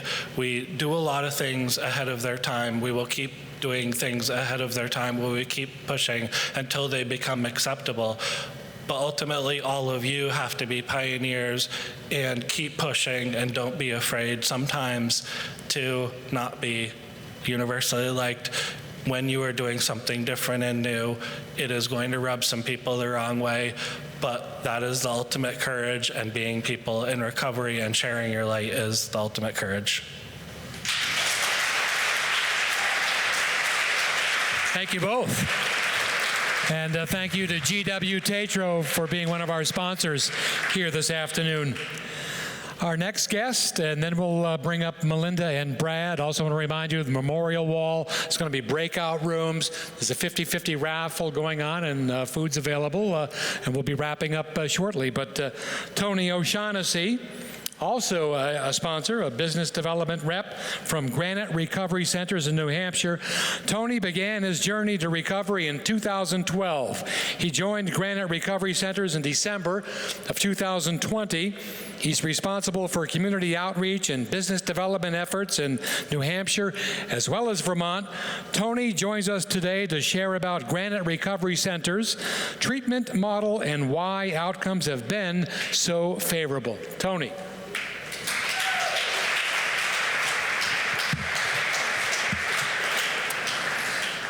All right, thank you for having me. And I also have some notes written down, but the energy has kind of changed in the room, and sort of what I wanted to chat about has changed as well. Wanted to thank Brad and Melinda for putting this on, and for inviting me to be part of the organizing committee.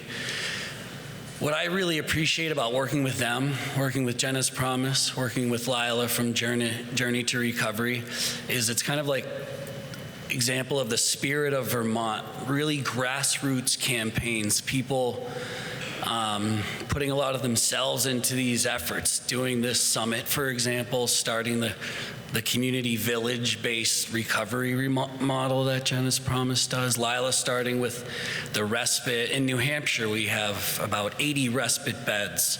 Of course, there are lots and lots of really high-quality treatment options, so less of a need, but still, when people are discharged from a hospital setting, for example, and they don't have a bed, they have a safe place to go for up to 30 days. They can stay.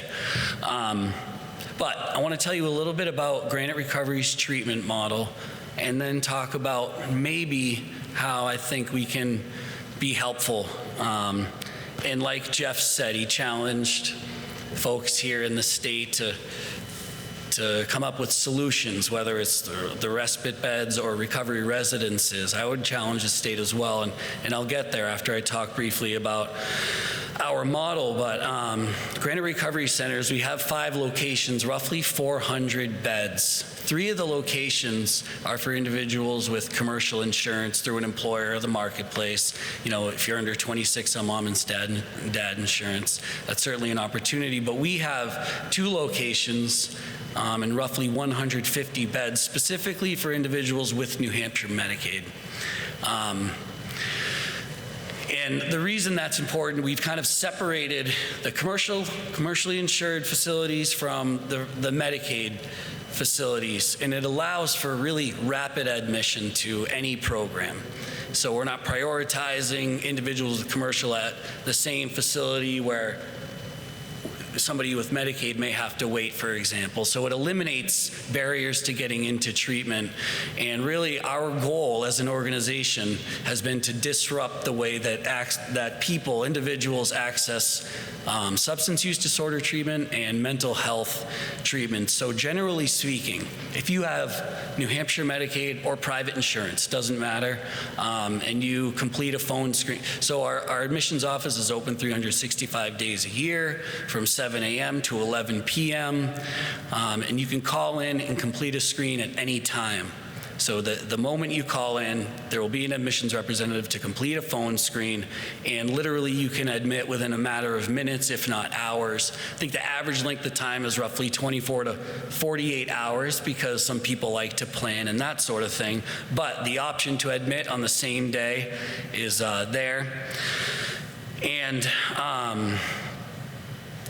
so talking a little bit about our model and the levels of care that we offer. So one of the reasons I think Don and Melinda really like referring to Granite Recovery Centers is because we offer a full continuum of care.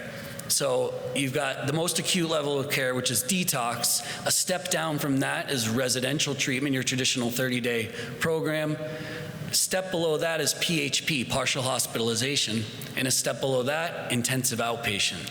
So traditionally, individuals with Vermont Medicaid, they get to go to treatment for 14 to 17 days, and then they have to find a place to live. In New Hampshire, you have an opportunity with New Hampshire Medicaid or private insurance to engage in a controlled environment, in a safe setting, a residential setting for up to 90 days.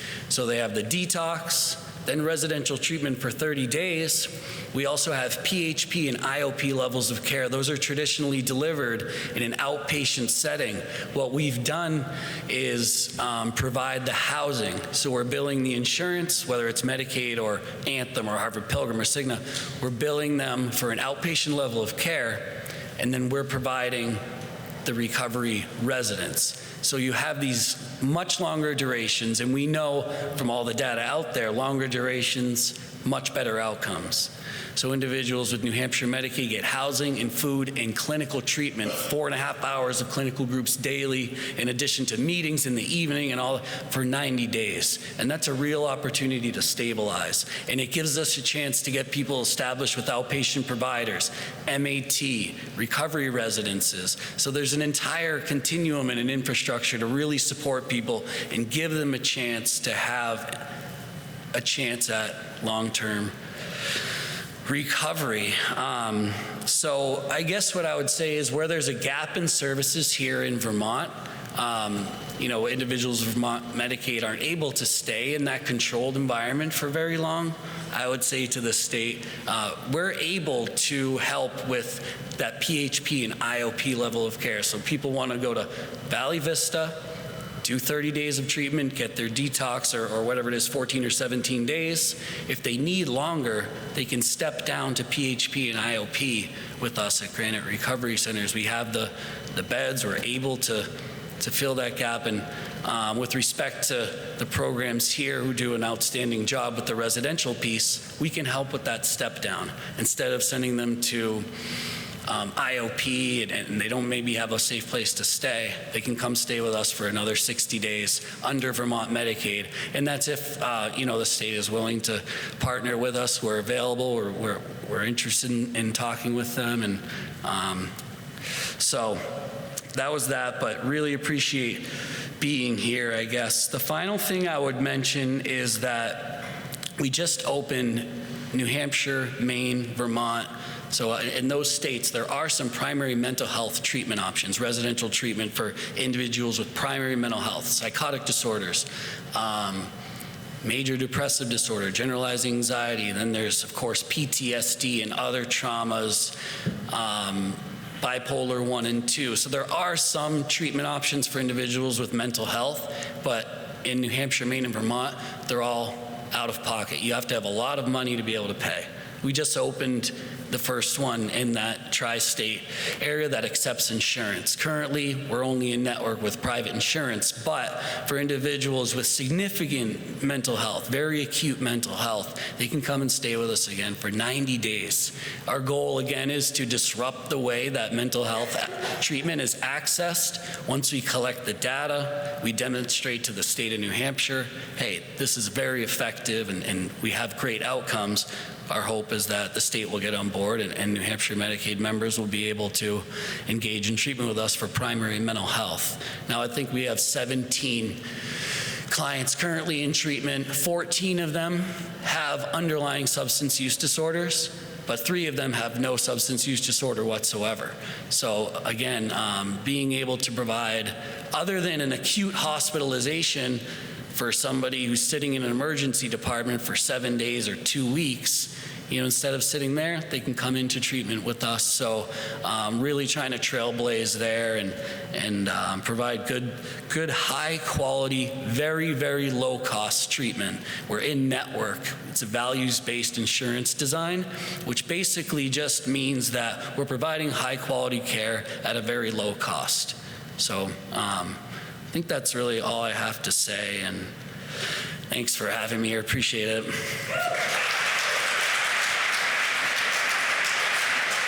Thank you, Tony. And again, thank you to all of you for coming today. I want to remind you that breakout rooms will be coming up shortly, as well as don't forget about the memorial wall over here, and 90 some odd organizations outside that are here with representatives for you to talk with. So hopefully you'll all stick around and get an opportunity to talk with them. As I mentioned, this event would not happen without our sponsors, but mostly without the help of the co-chairs that put this wonderful program together. Brad Ferlin and Melinda White are going to come up, and they have a few short words before we wrap up this afternoon. Brad, who is the owner-operator of Ferlin Marketing, providing consulting and guidance on business and political challenges in Vermont. He's a writer, a sheep farmer. He's also my friend, a very good friend and associate, producing and co-directing the YouTube video series Travels with Charlie. He's also the executive producer of my radio program, Travels with Charlie. He's also host of, on Mondays, Vermont Viewpoint. This is on WDEV. Brad has been involved in personal recovery for almost 19 years, and family is his top priority in life. Melinda is a woman in long-term recovery. She's known for hosting and producing Recovery Rockstar, and she is a rock star. It's a TV show that's aired throughout Northwest Access TV. She is a Howard Center employee and a Turning Point recovery coach, supervisor in the emergency department. Her passion for helping the most vulnerable is what keeps her committed to volunteer and service work, as well as strengthening her personal recovery recovery. Her goal is to be of maximum service to God and her fellows. Won't you please welcome the co-chairs, Brad and Melinda.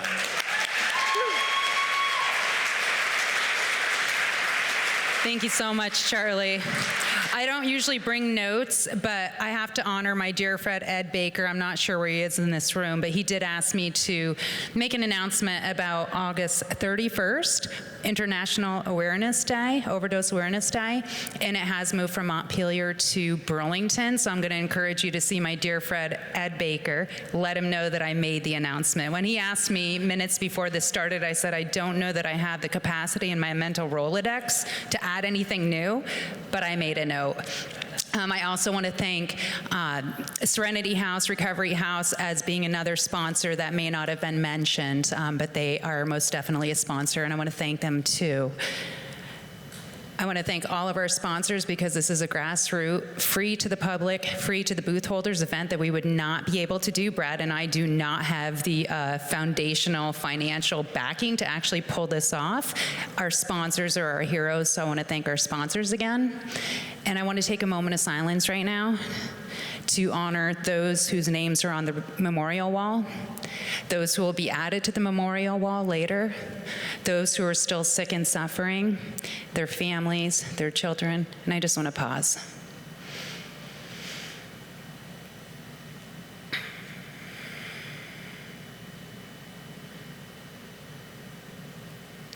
Thank you. Love is not a fleeting moment, an emotion. It's a choice for a lifestyle. It's an action. And I'm grateful that today I choose to live a lifestyle of love. My name is Melinda White. I'm a person in recovery. What that means to me is that I have not had to misuse alcohol and drugs since December 28, 2011. Anybody who's heard me tell my story, especially on my Recovery Rockstar show, I very quickly say it's not my win, right? It's those who went before me, showed me the way. It's those who chose to love me until I could love myself. It was those who believed in me until I could love myself. When I've been interviewed in the past, and I have a quick, we got 20 seconds to say how you did it, right? How did you do it? It takes longer than 20 seconds. But when I've been put on the spot, my go-to answer has always been, it's the power of a praying mom. So having those that loved me during the car crashes, missing persons report, overdoses, DUI arrest, second DUI arrest, third DUI arrest, fourth DUI. I learned how to count from 10 backwards wonderfully, which worked out good for me in a 12-step program down the road, counting backwards. I practice it on the roadside quite often. But you know, I'm so grateful that it was those people who were able to love me until I could get a foundation and learn from individuals who had been there, done that, got the t-shirt, because that's what I needed to hear from. Those were the people I needed to hear from. In a world that says I'm not going to believe it until I see it, I could not believe it until I could not see it until I believed it. With recovery, you've got to believe anybody can recover. And for me, it was connecting to people who had done it. I can't emphasize enough, and I love how Maureen was talking too about love and not giving up. You know, this wasn't part of what I planned, but when Maureen had said, her daughter said, if you love me, you'll let me die. My mom sitting next to me cried hard because I said those exact words to her. So first I want to thank, before I do any more thank yous and wrap up and turn it to Brad, I want to thank the person that saved my life. Mom, stand up. Sorry, but I'm doing this to you.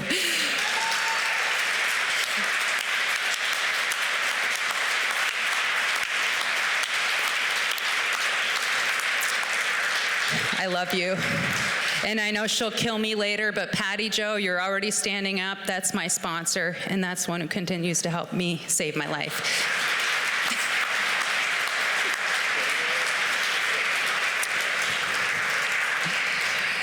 A person in recovery is an empire, not brought down by outside forces, but can only be destroyed by weaknesses from within, right? So all the water in the Titanic can't sink the Titanic unless it gets inside. People in recovery, we get to keep ourselves strong. Mind, body, spirit, that's a big one for me, and soul. So when I learned how to surrender, my blessing is a direct correlation to the amount of my surrender. When I surrender, I get the blessing of not only having a safe life, but having a perspective of trying to be the best for the world instead of the best in the world. That's what recovery does. I am grateful to all of you who do the amazing work, the advocacy to continue shining, helping people in recovery, in their recovery journey, and to continue to spread hope and reduce negative bias and stigma. I thank you all for showing up. I'm going to turn it over to my dear friend and co-chair, Brad. And just again, thanks to our sponsors. Thank you, Brad, for having this vision, because if it wasn't for his idea, this wouldn't have happened. Thank you.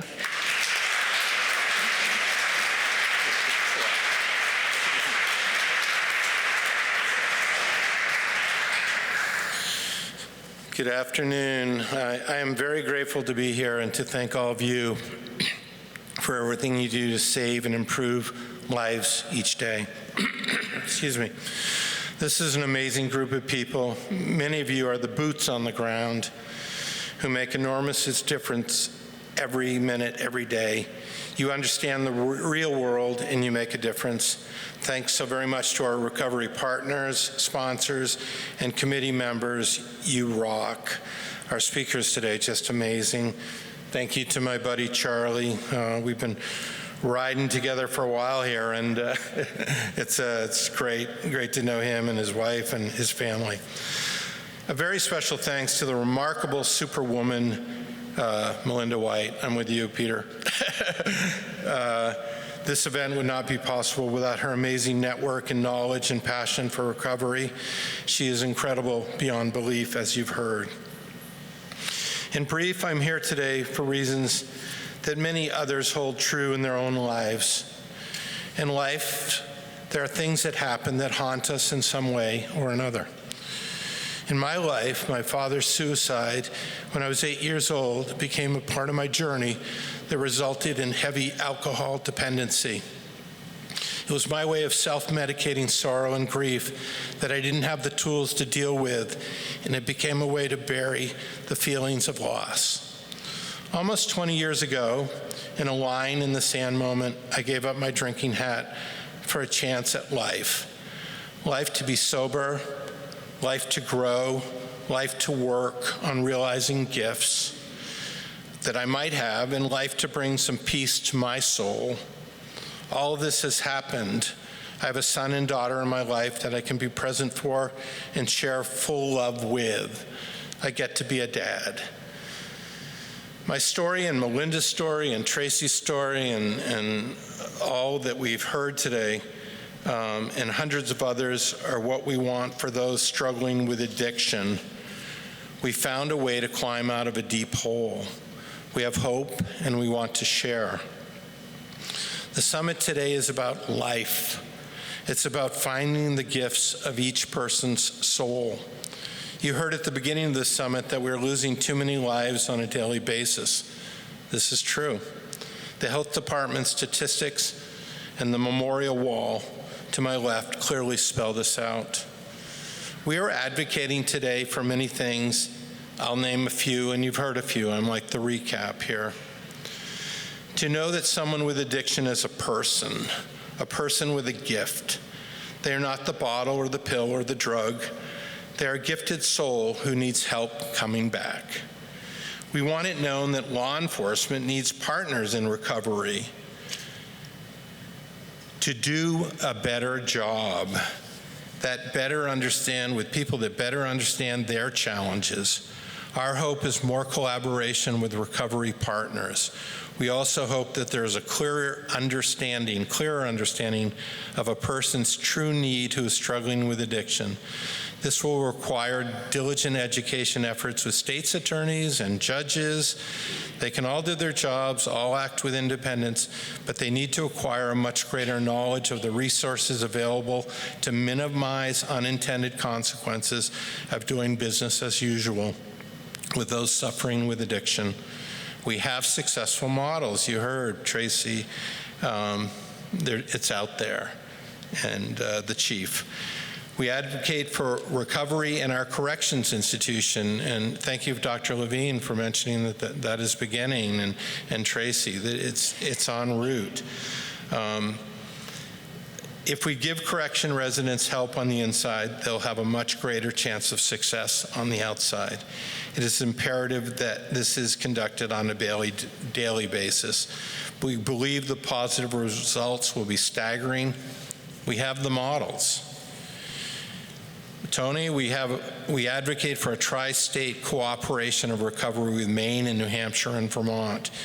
We don't have enough beds in Vermont to even come close to meeting the needs. The best example I can give is someone was having a heart attack and they called for help and were told that they could be seen in 10 days. It doesn't work. Clarity in addiction is a rare occurrence.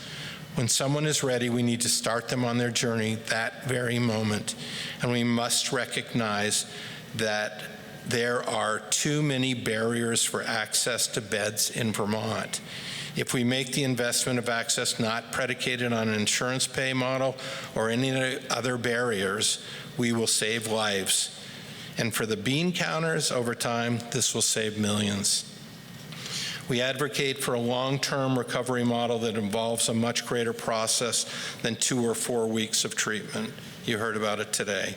We have amazing models for longer lengths of recovery that are very successful in returning those with addiction back to fruitful lives.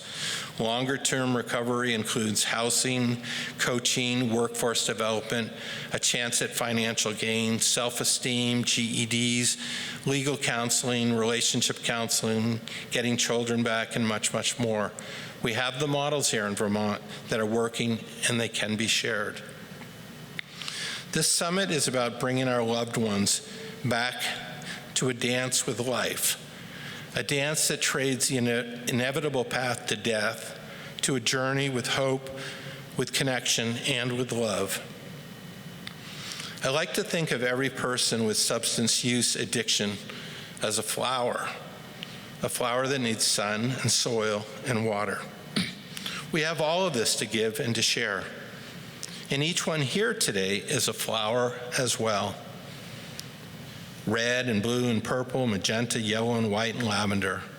And each one of you, and each one struggling each day, may we all come together like in a giant vase, making the most beautiful bouquet possible. You matter, you matter, you matter. Thank you. And enjoy the goals and the glory of this day. We are not alone. Together, we can.